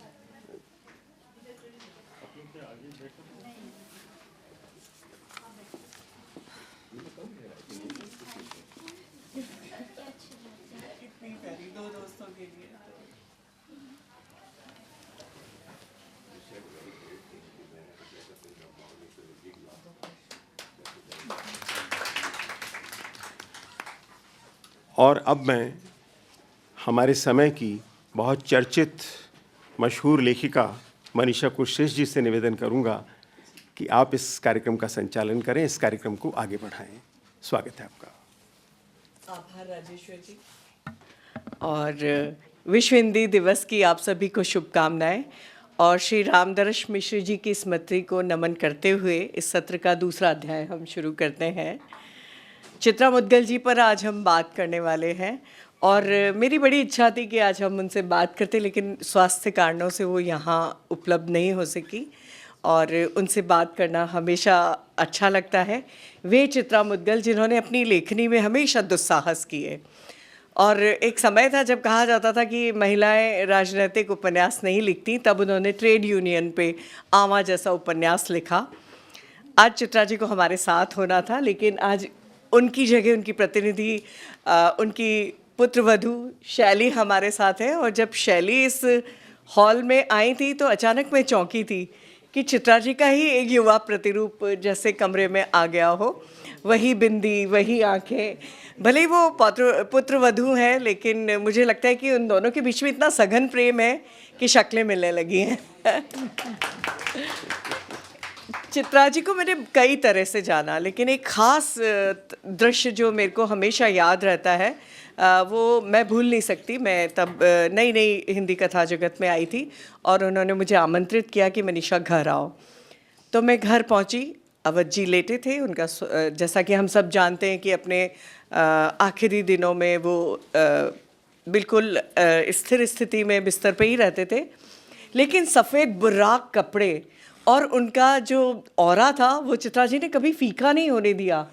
उनके लिए चाय वैसे ही बनती थी जैसे कि चाय बनती है पॉट में, और एक ख़ास अंग्रेज़ियत के साथ में चित्रा जी अवध जी को अपने साथ रखती थी। और उन्होंने कहा कि सुनो अवध, मनीषा आई है, अगर तुम जानते हो और तुम सुन रहे हो तो पलकें झपकाओ। और अवध जी ने पलकें झपकाई। तो वो पल मेरे लिए इतना प्रेम और मार्मिकता का पल था कि उन दोनों के बीच का वो प्रेम था, वो मेरे तक संचरित हो रहा था। और मैंने देखा वहीं बगल में चित्रा जी के एक उपन्यास की पांडुलिपि पड़ी थी, जिसे वो हाथ से अपनी बड़ी सुंदर हस्तलिपि में लिखकर वहीं पे वो लिखती भी थी अवध जी के साथ ही उस कमरे में, और वो लिखती थी, उनसे बातचीत करती रहती थी। तो वो प्रेम मैं भूल नहीं सकती। और अवध जी और चित्रा जी के बीच में मेरी उपस्थिति जो थी वो एक ऐसी उपस्थिति थी कि मुझे लगा कि मैं वहाँ एक उस पूरे दृश्य को आत्मसात कर रही हूँ, मैं एक साक्षात प्रेम को देख रही हूँ। और जैसा कि चित्रा जी की बड़ी तमन्ना थी, क्योंकि उन्होंने एक बार कहा था कि मैंने कभी प्रेम उपन्यास नहीं लिखे, क्योंकि मैं दुनिया की संघर्षों को ही देखती रही और हो सका तो मैं कभी जीवन में एक प्रेम उपन्यास लिखूंगी। लेकिन उन्होंने प्रेम उपन्यास लिखा हो या ना लिखा हो, लेकिन उस प्रेम को जिया ज़रूर था। उनकी एक पंक्ति है, आदमी पहले बदलता है या शहर, कुछ आदमी शहर को बदलते हैं, शेष आदमी शहर के बदलते ही स्वयं को बदल लेते हैं। आज हमारे बीच में शैली है और चित्रा जी ने अपनी पंक्तियाँ कुछ लिख के भेजी हैं कि मैं क्यों लिखती हूँ, उसको आज हम शैली की आवाज़ में सुनेंगे। और मैं जानती हूँ कि शैली ने पहले भी चित्रा जी की बहुत सारी कहानियों का पाठ किया है। शैली की आवाज़ अनूठी है और वो कहानियाँ जीवंत हो जाती हैं। तो आज हम चित्रा जी को शैली के माध्यम से सुनेंगे। शैली।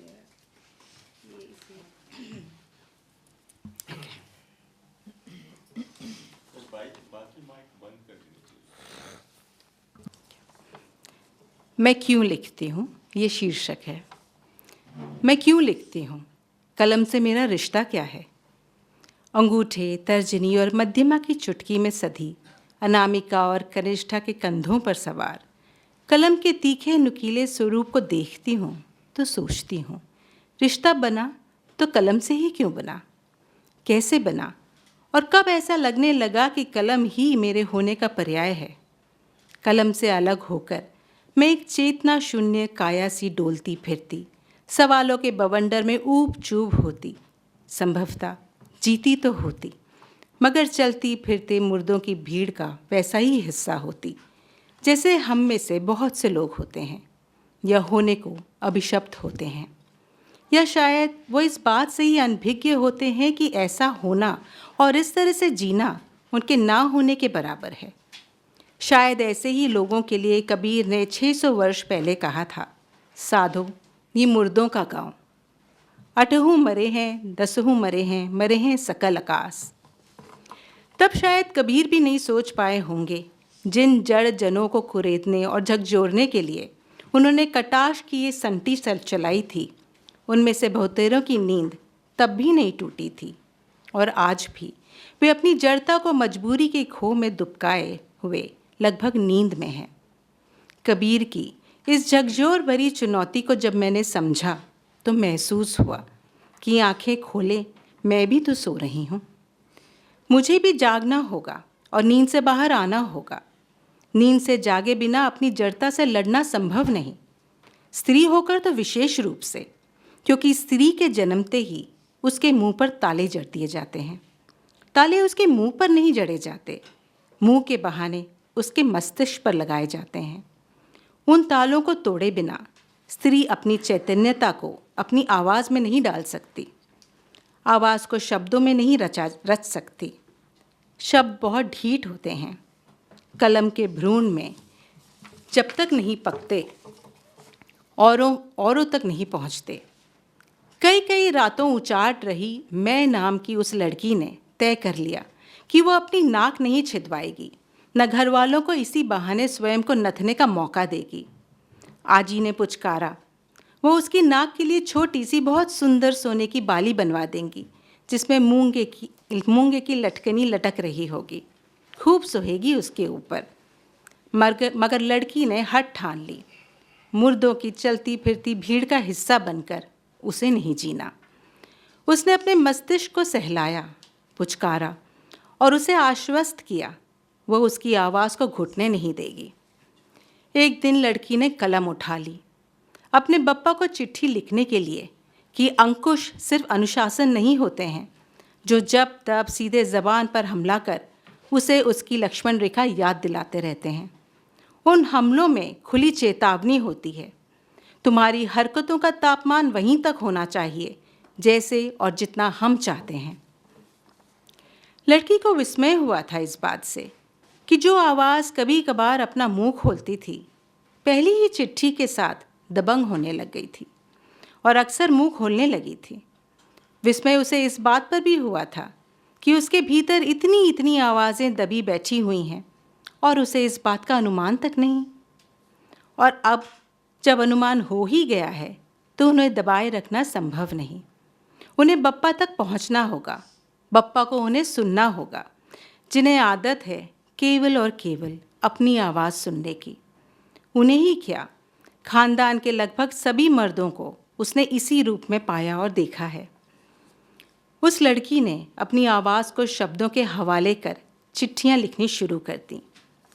चिट्ठी को लिख लेने के उपरांत वो चुपके से उनके सोने वाले कमरे में जाकर उनके तकिए पर कड़े गुलाबों के गुच्छों पर रखाती और सुबह स्कूल के लिए निकलने से पहले उनके पाखाने में घुसते ही अपनी चिट्ठी का जवाब ढूंढती, लेकिन चिंदियों की शक्ल में उसकी चिट्ठी का जवाब फर्श पर बिखरा हुआ मिलता। उनके जवाब को वो फुर्ती से हथेलियों में समेटकर एहतियात से पढ़ने वाले मेज़ की दराज में एक रुमाल में गठिया लेती और छोटी बहन केशा के साथ फुदकती हुई स्कूल के लिए निकल जाती। फर्श पर से अपनी चिट्ठी का जवाब बीनते सहेजते लड़की कभी उदास न होती, बल्कि उसे खुशी होती कि उसकी चिट्ठियों का जवाब वही मिल रहा है जैसा वो चाहती है। चिट्ठी अगर गहरी चोट न करती तो उसकी चिंदियाँ इतनी बारीक ना होती। उसने अपने हट को थपकाया था कि वह अपनी आवाज़ को अपने बप्पा तक पहुंचाने का ये सिलसिला बदस्तूर जारी रखेगी। शायद बप्पा के नाम लिखी गई पकी अदबकी उसकी पहली चिट्ठी ने उसे अच्छी तरह समझा दिया था कि उसे क्यों लिखना चाहिए। ये भी सच है कि शायद ये वही समय है जब उसने लिखना कर दिया था, जो आगे फिर कभी नहीं रुका, कुछ अनकाहे दबावों के से उपजे अंतरालों की खामोशी के बावजूद। मैं नाम की वो लड़की आज कह सकती है कि मैं अपनी चेतना की अभिव्यक्ति के लिए लिखती हूँ, स्वयं के होने को महसूस करने और उस होने की सामाजिक उपस्थिति और उस सामाजिक उपस्थिति के दायित्वों और सरोकारों को पूरा करने के लिए लिखती हूँ।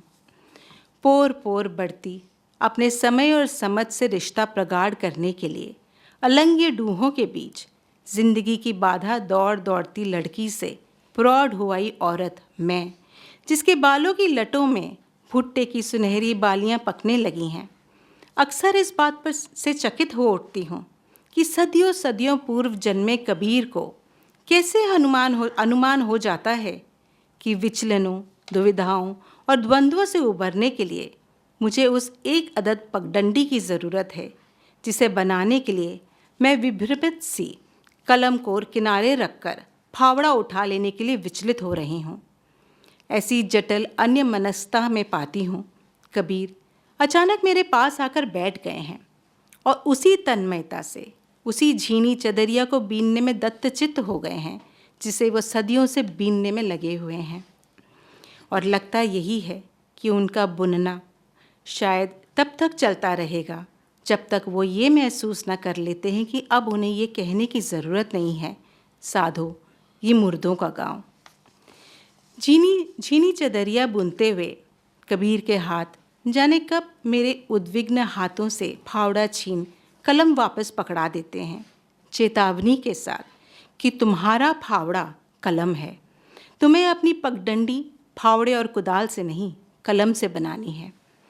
कलम की पगडंडी चेतना की पगडंडी है, वो केवल तुम्हारे पाँव के डग भरने के लिए ही नहीं होगी, सैकड़ों हजारों पाँव के नीचे ओस भीगे दूब बिछाने के लिए होगी। फिर क्यों डगमगा रही हो?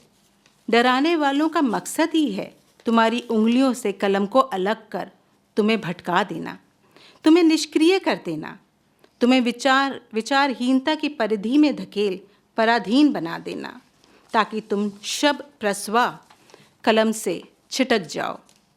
तुम अब ककहरा से आगे बढ़ो चित्रा, अनगिनत पाठ तुम्हारी प्रतीक्षा में हैं, उनके पृष्ठ खोलो, उन्हें पढ़ो। कबीर की कोई तस्वीर नहीं है मेरे पास जो अक्सर पास आता हो और नए नए पाठों के पृष्ठ खोलता हो। उसकी तस्वीर अपने लिए नहीं होती, औरों को दिखाने के लिए होती है। कभी किसी से जिक्र करती हूँ तो वो कुछ अबूझ सी मुस्कान मुस्कराने लगता है कि ये कहे बिना नहीं रहता, भाई तुम सपनों में मिलती होगी कबीर से, कबीर अब सपनों में ही आ सकते हैं। मैंने कबीर से पूछा था, ये जो मैं आपको अपने सामने बैठा देख रही हूँ, क्या सपने में देख रही हूँ? कबीर पिक से हंस दिए थे। सपने में तुम नहीं हो, सपने में तो वो हैं जो तुम्हारे सच को सच नहीं सपना मान रहे हैं। उन्हें सपने से बाहर निकालो, लिखो। शायद मैं इसलिए लिखती हूँ, लिख रही हूँ और लिखती रहूँगी।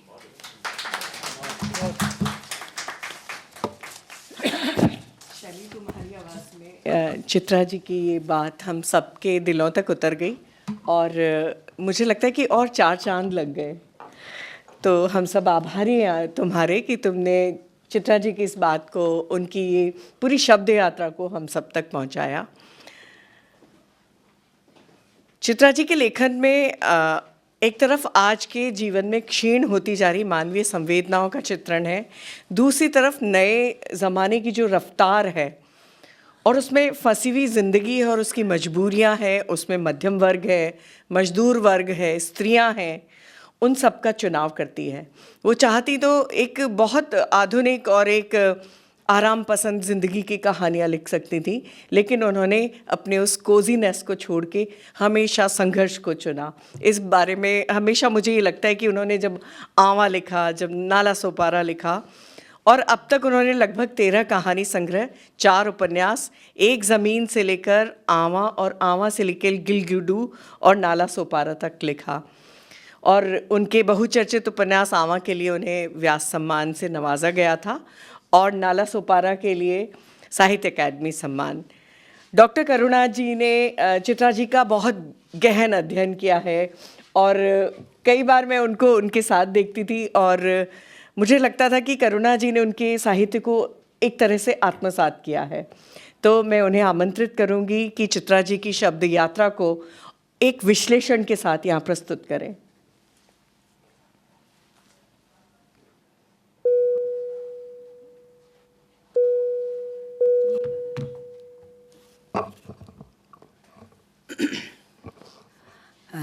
सभागार में उपस्थित सभी विद्वजनों और साहित्य प्रेमियों को मेरा सादर प्रणाम।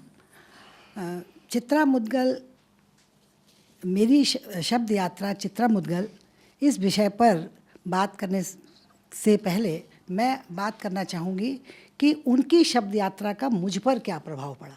ये मेरे संस्मरण है। तो मैं आपको, ये तो आप सभी जानते हैं कि चित्रा मुद्गल एक लोकप्रिय साहित्यकार रही हैं, कथाकार हैं, लेकिन मेरा चित्रा मुद्गल से जो परिचय रहा वो मेरी बाल्यावस्था से ही है। मैं उनको उस समय से जानती हूँ जब वो पराग पत्रिका में स्तंभ लेखन किया करती थी और मुझे बचपन से ही पढ़ने का बहुत शौक़ रहा। तो मैं पराग पत्रिका में चाहे और किसी को पढ़ूं या ना पढ़ूं, लेकिन चित्रा मुद्गल का स्तंभ लेखन जरूर पढ़ा करती थी। तो मेरा और उनका जो संबंध था वो बिल्कुल आत्मीयता में बदलता चला गया। और लेकिन उस समय, क्योंकि मैं छोटी थी, उस समय मैं ये नहीं जानती थी कि चित्रा मुद्गल चीमू नाम से लिखा करती थी वो पराग पत्रिका में। तो उस समय मैं ये नहीं जानती थी कि वही चित्रा मुद्गल है। जब मैंने कमलेश्वर के कथा साहित्य में स्त्री विमर्श पढ़ा के विषय में जब शोध कार्य किया, तब मैंने ये पाया कि हमारे साहित्य जगत में स्त्री विमर्श के नाम पर पाश्चात्य स्त्री विमर्श बहुत अपनी जड़ें जमा चुका है। तो क्योंकि शोध कार्य था तो उसमें एक तुलनात्मक अध्ययन करना था समकालीन साहित्यकारों के साथ, तो समकालीन साहित्यकारों के उपन्यास और कहानी संग्रह भी मैंने उस दौरान पढ़े। लेकिन जब मैंने चित्रा मुद्गल का उपन्यास एक ज़मीन अपनी पढ़ा और उनका ये कहानी संग्रह भूख पढ़ा, तो उसने मुझे सर्वाधिक, अगर मैं कहूँ कि सबसे ज़्यादा प्रभावित उनके साहित्य ने मुझे किया। तो मैंने चित्रा मुद्गल के एक ज़मीन अपनी में जब मैंने ये पढ़ा कि जो अव्यवस्थाएं मर्दों के लिए अनैतिक, अमानवीय, दुराचरण और निरंकुशता हैं, तो स्त्री के लिए उचित कैसे हो सकती हैं। साथ ही उसमें उनका यह भी कहना कि यद्यपि प्रत्येक व्यक्ति को अपने ढंग से जीने का हक होता है, तथापि वह कोई कार्य निजी नहीं होता जो सार्वजनिक हित अहित को प्रभावित करता है। घर से बाहर मात्र आप एक व्यक्ति नहीं होते, एक समाज होते हो। तो ये दोनों वाक्य सबसे अधिक मुझे प्रभावित करते रहे। और अगर ये कहने में मुझे तनिक भी संकोच नहीं है कि स्त्री विमर्श को सही अर्थों में भारतीयता के संदर्भ में अगर मैंने समझा, तो वो चित्रा मुद्गल का एक ज़मीन अपनी उपन्यास ही था। और जब भूख कहानी संग्रह में भूख कहानी की जो प्रस्तुति की थी, उसने तो मेरे अंतर मन को झकझोर कर रख दिया। और एक तो बालपन का उनके प्रति मेरा आकर्षण तो था ही, और उसके बाद इन दोनों रचनाओं के शब्द यात्रा ने मुझे बहुत इस निष्कर्ष पर पहुंचाया कि उनके भीतर आसपास की जिंदगी के दुखों और संघर्षों से उपजे अनुभवों का पुंज है और है एक गहरी संवेदना तथा मूल्य दृष्टि। इसी निष्कर्ष ने मुझे उनकी अन्य रचनाओं को पढ़ने के लिए बहुत प्रेरित किया और मैंने उनकी सारी रचनाओं का विभिन्न दृष्टिकोण से गहन अध्ययन किया, चिंतन किया और मनन किया। उनकी साहित्य की शब्द यात्रा ने ही मुझसे उपन्यासों के झरोखे से चित्रा मुद्गल, चित्रा मुद्गल की कहानियाँ सृजन के विविध रंग तथा बाल साहित्यकार चित्रा मुद्गल जैसी 3 कृतियों का सृजन करवाया। मैंने नहीं किया, क्योंकि उनका साहित्य इतना आकृष्ट करने वाला भी है, प्रेरित करने वाला भी है, प्रभावित करने वाला भी है। तो उनकी रचनाओं ने मुझे उनसे उनकी रचनाओं के कारण ही मैं उनकी ऊपर 3 कृतियों का सृजन कर पाई।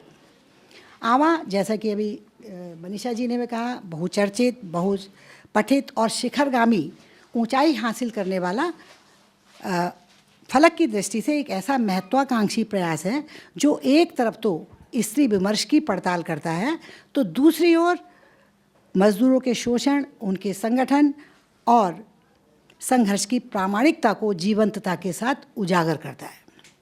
अपनी बेटी की मृत्यु के बाद, देखिए कितना साहसी हैं चित्रा मुद्गल।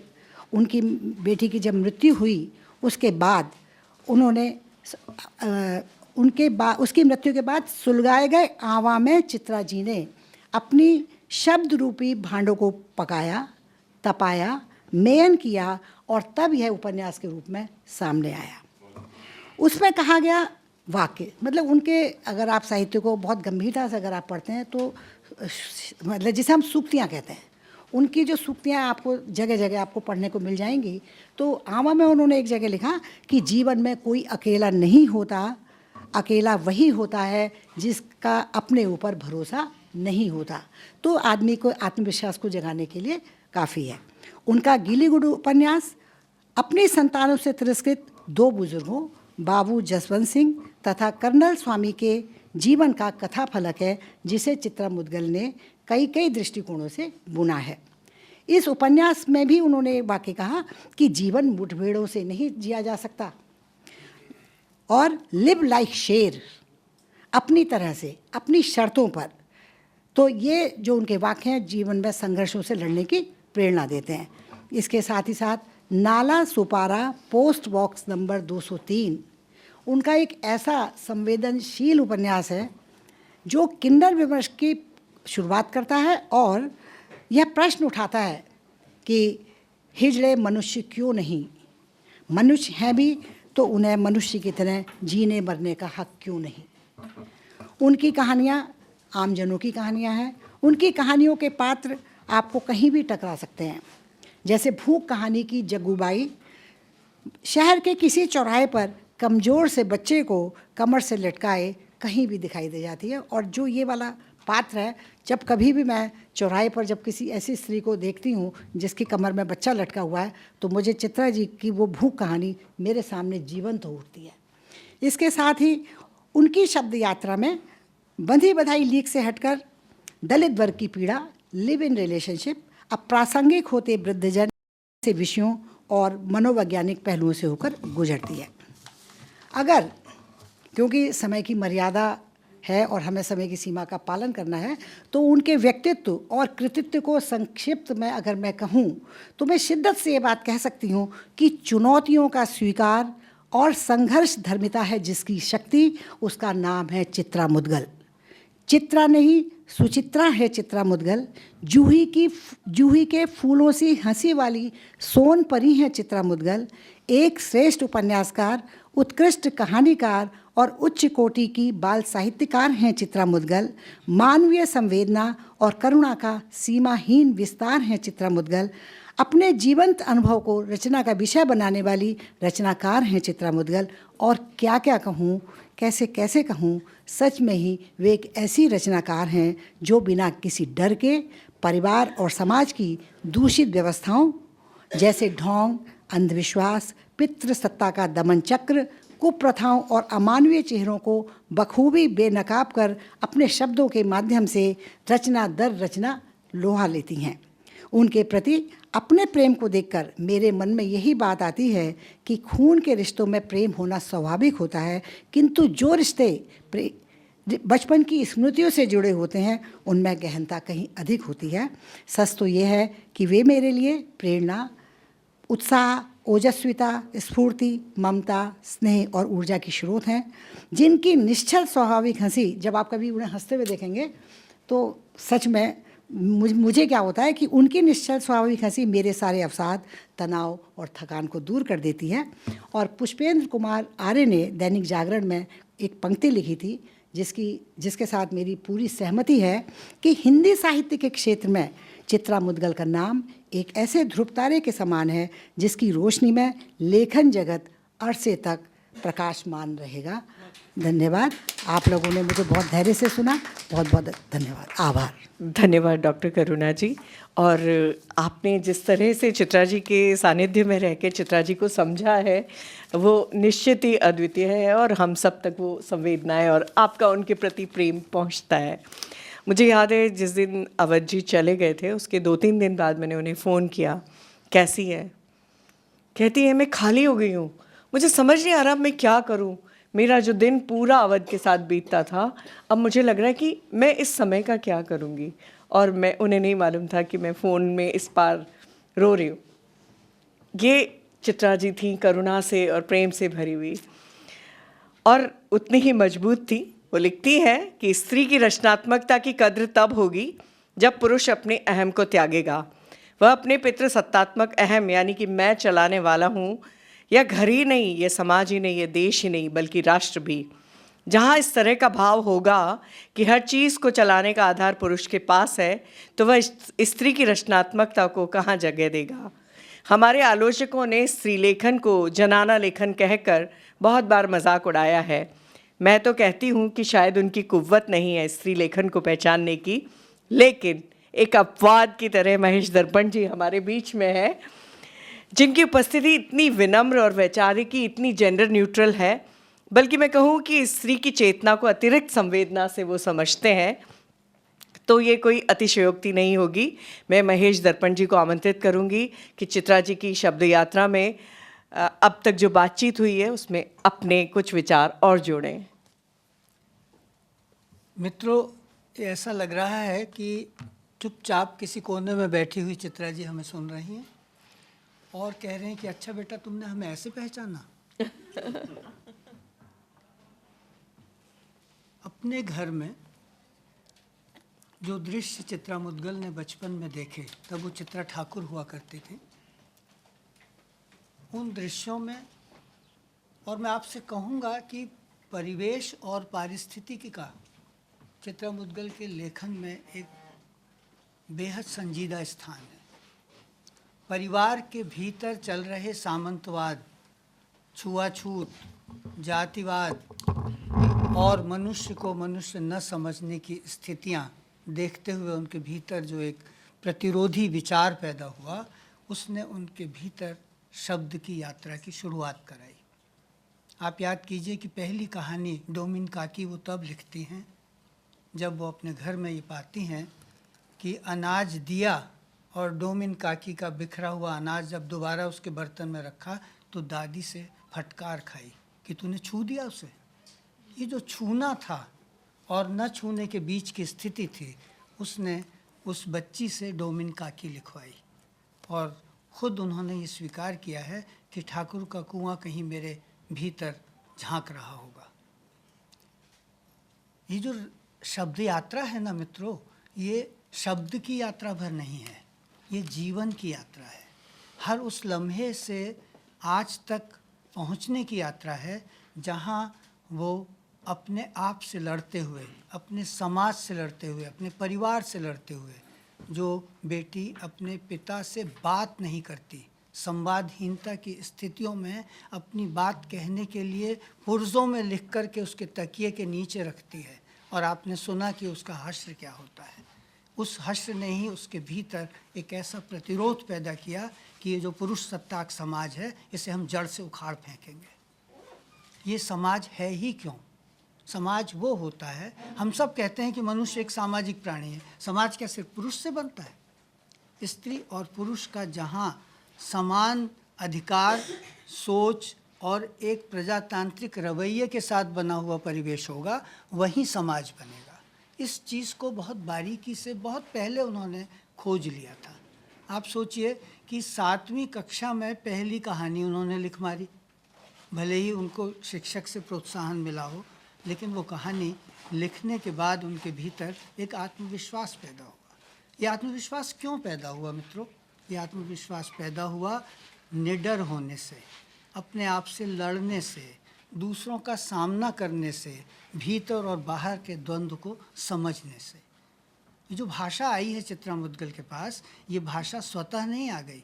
उन्होंने देखा कि हमारे समाज और साहित्य में जो औरत मौजूद है, दरअसल वो हमारे समाज का प्रतिनिधित्व नहीं करती।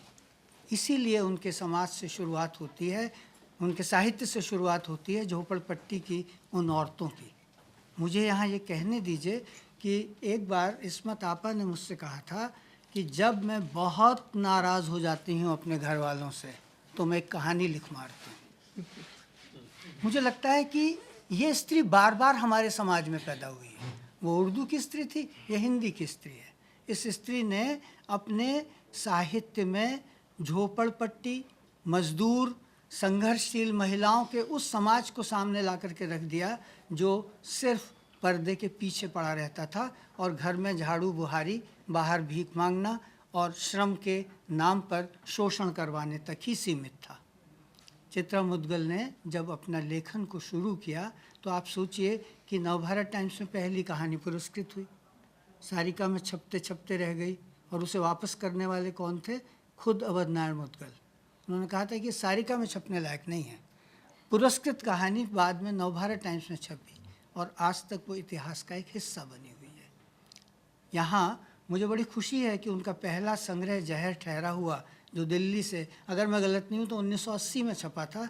यहाँ उमेश जी बैठे हुए हैं अनन्य प्रकाशन के, इन्होंने उसे प्रकाशित किया। आप देखिए कि वो संग्रह की कहानी जहर ठहरा हुआ एक ऐसी कहानी है जो हमारे समाज पर पुनर्विचार के लिए बाध्य करती है। धर्मी भारती ने चित्रा मुद्गल से कहा था कि ये कहानी तुमने धर्मी को क्यों नहीं भेजी, और इस कहानी का शीर्षक दुल्हन होना चाहिए था। एक रचनाकार दूसरे रचनाकार को इस हद तक बाध्य कर दे कि उसे वो अपनी रचना की तरह ट्रीट करने लगे और उसे बताए कि बाद में चित्रा जी की एक बड़ी अच्छी और ख़राब दोनों आदतें ये हैं कि वो रचना से कभी संतुष्ट नहीं होते। संग्रह छप जाते हैं, उसमें फिर सुधार करती रहती हैं और हर कहानी, हर उपन्यास में उनका सुधार कब तक चलेगा ये वो खुद भी नहीं जानती। तो दुल्हन नाम से फिर वो कहानी दोबारा प्रकाशित हुई सुधारों के साथ। मैं ये कहना चाहता हूँ कि चित्रा जी का रचनाकार ये जानता है कि हम खुद को करेक्ट कैसे कर सकते हैं। खुद को करेक्ट करना यानी अपने और दूसरों के अनुभवों से सीखना।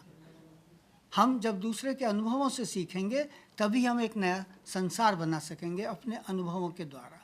आप देखिए इस हमाम में मामला आगे बढ़ेगा। अभी एक एक कहानी ऐसी कि आपको लगेगा कि एक अलग दुनिया में ले जाती है। भूख का चित्र करुणा जी ने अभी किया ही।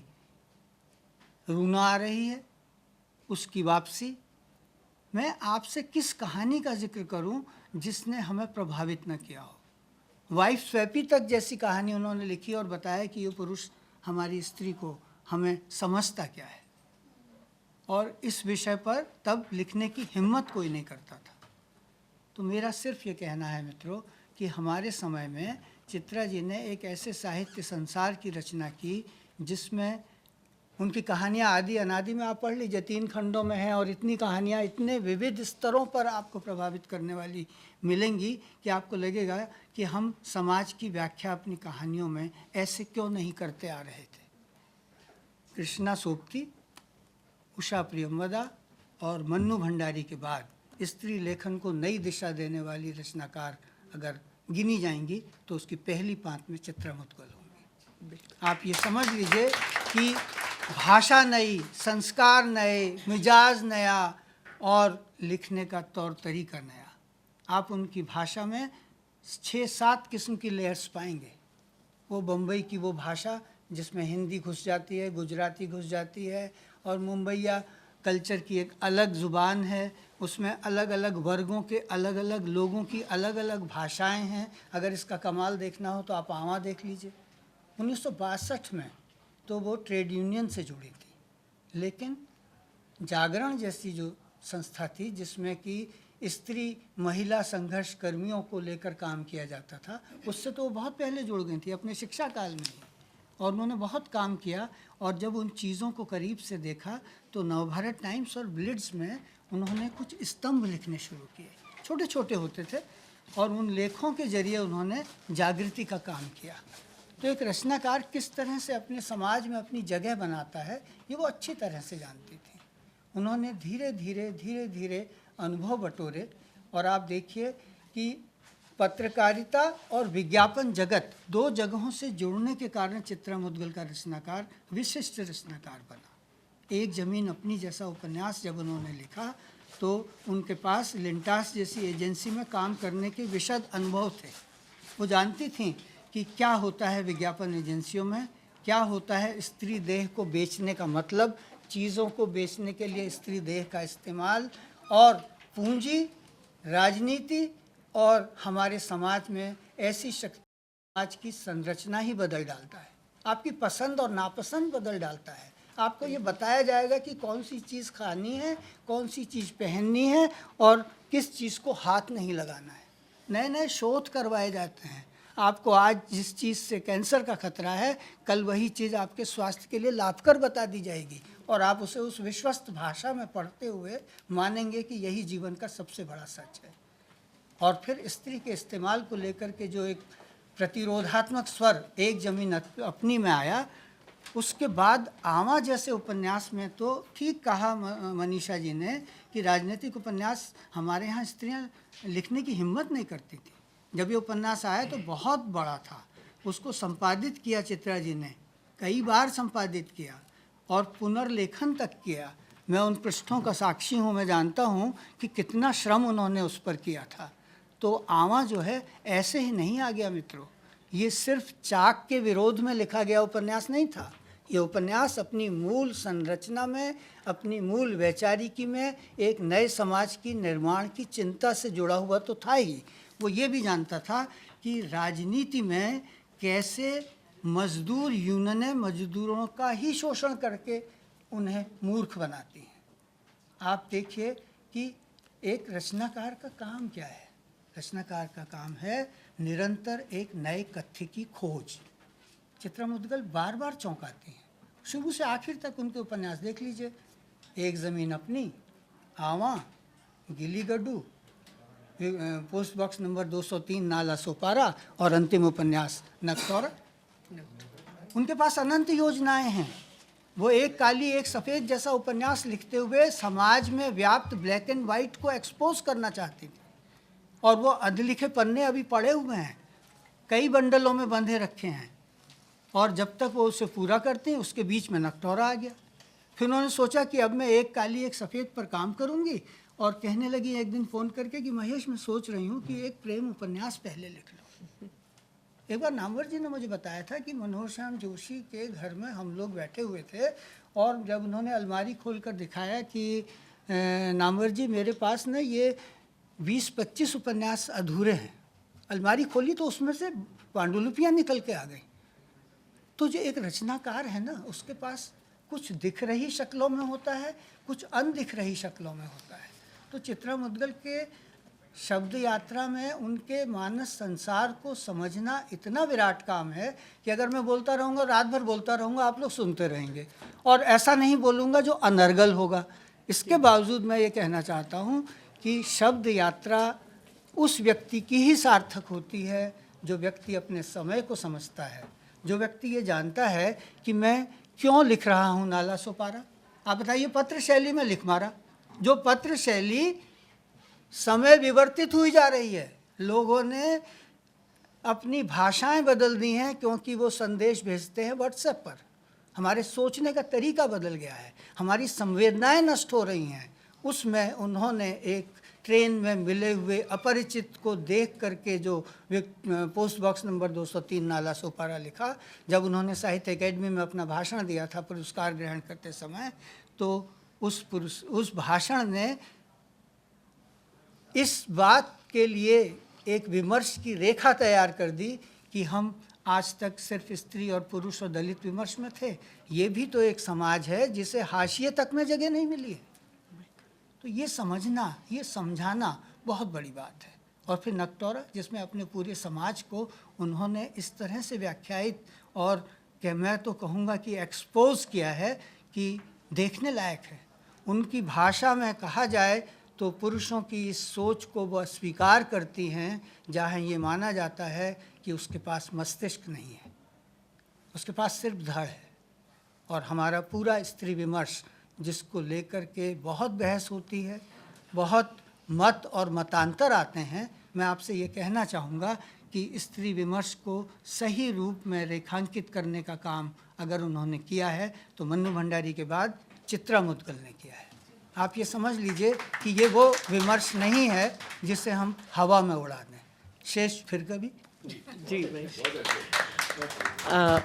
जब ये सत्र आरंभ हो रहा था तो चित्रा जी के प्रथम प्रकाशक रहे अनन्य प्रकाशन के उमेशी, तो उन्होंने कहा कि मैं कुछ बोलना चाहूँगा क्योंकि मैंने चित्रा जी को सबसे पहले छापा और उनको बहुत गहनता से पढ़ा है। तो मैं बहुत संक्षेप में, आप 3-4 लाइन में मैं चाहूँगी कि आप अपनी बात कहें क्योंकि समय बहुत ही कम है और लगभग समाप्त हो चुका है, हम दूसरे सत्र का समय खा रहे हैं। तो आपसे आग्रह है 2-3 लाइन में।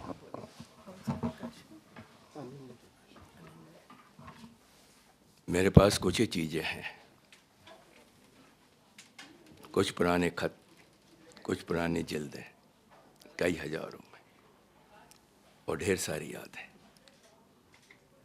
उनमें से चित्रा जी की याद भी है। 18 साल की उम्र, बम्बई का घर, गुलजार साहब के घर से आते हुए 74 पत्रकार कॉलोनी, कलानगर, बांद्रा वेस्ट रुकना, शाम की चाय पीना और बरसात का तेज होना, वो बालकनी, सुमेश भाई का साथ में खड़ा होना और चित्रा जी का आवाज़ देना, गिलास के अंदर चाय और चित्रा जी, बस यही सब। बहुत बहुत धन्यवाद। आप सभी का धन्यवाद कि आपने ये पूरा सत्र बहुत धैर्य से सुना और चित्रा जी की शब्द यात्रा में आप हमारे साथ शामिल हुए। अब मैं माइक राजेश्वर जी को देती हूँ। बहुत बहुत शुक्रिया मनीषा कुलश्रेष्ठ जी। एक बड़ा खूबसूरत आयोजन हुआ जिसमें विस्तार से चित्रा जी की शब्द यात्रा पर चर्चा हुई। मैं सबसे पहले आभार व्यक्त करना चाहूँगा शैली जी के प्रति, जिन्होंने बड़े आत्मीय तरीके से संदेश को पढ़ा, उनके बारे में बहुत सारी चीज़ें हमें बताईं। उसके बाद आभार प्रकट करना चाहूँगा करुणा शर्मा जी के प्रति, जहाँ व्यक्तिगत अनुभव भी थे और शोधपरक बातें भी। उसके बाद महेश दर्पण जी को सुनना तो ऐसा था कि लगातार हम उन्हें घंटों सुन सकते थे, क्योंकि उनके कहने में जो एक सरलता है, बेबाकी है, अपने आप में अद्भुत थी, जो प्रभावित करती है। और अंत में मैं धन्यवाद ज्ञापित करना चाहूँगा मनीषा कुलश्रेष्ठ जी के प्रति, जिनको मैं उनके मल्लिका के लिए जानता हूँ, कठपुतलियों के लिए जानता हूँ, कुछ भी तो रूमानी नहीं, बोनी होती परछाई, केयर ऑफ स्याल घाटी, और इससे बड़ी बात, लोगों को कहानी लिखना सिखाती हैं कथा कहन के माध्यम से। तो ये हमारा सौभाग्य है कि आज भी हमारे बीच रहीं और इस कार्यक्रम का संचालन उन्होंने किया। सबके प्रति बहुत बहुत धन्यवाद, आभार, नमस्कार।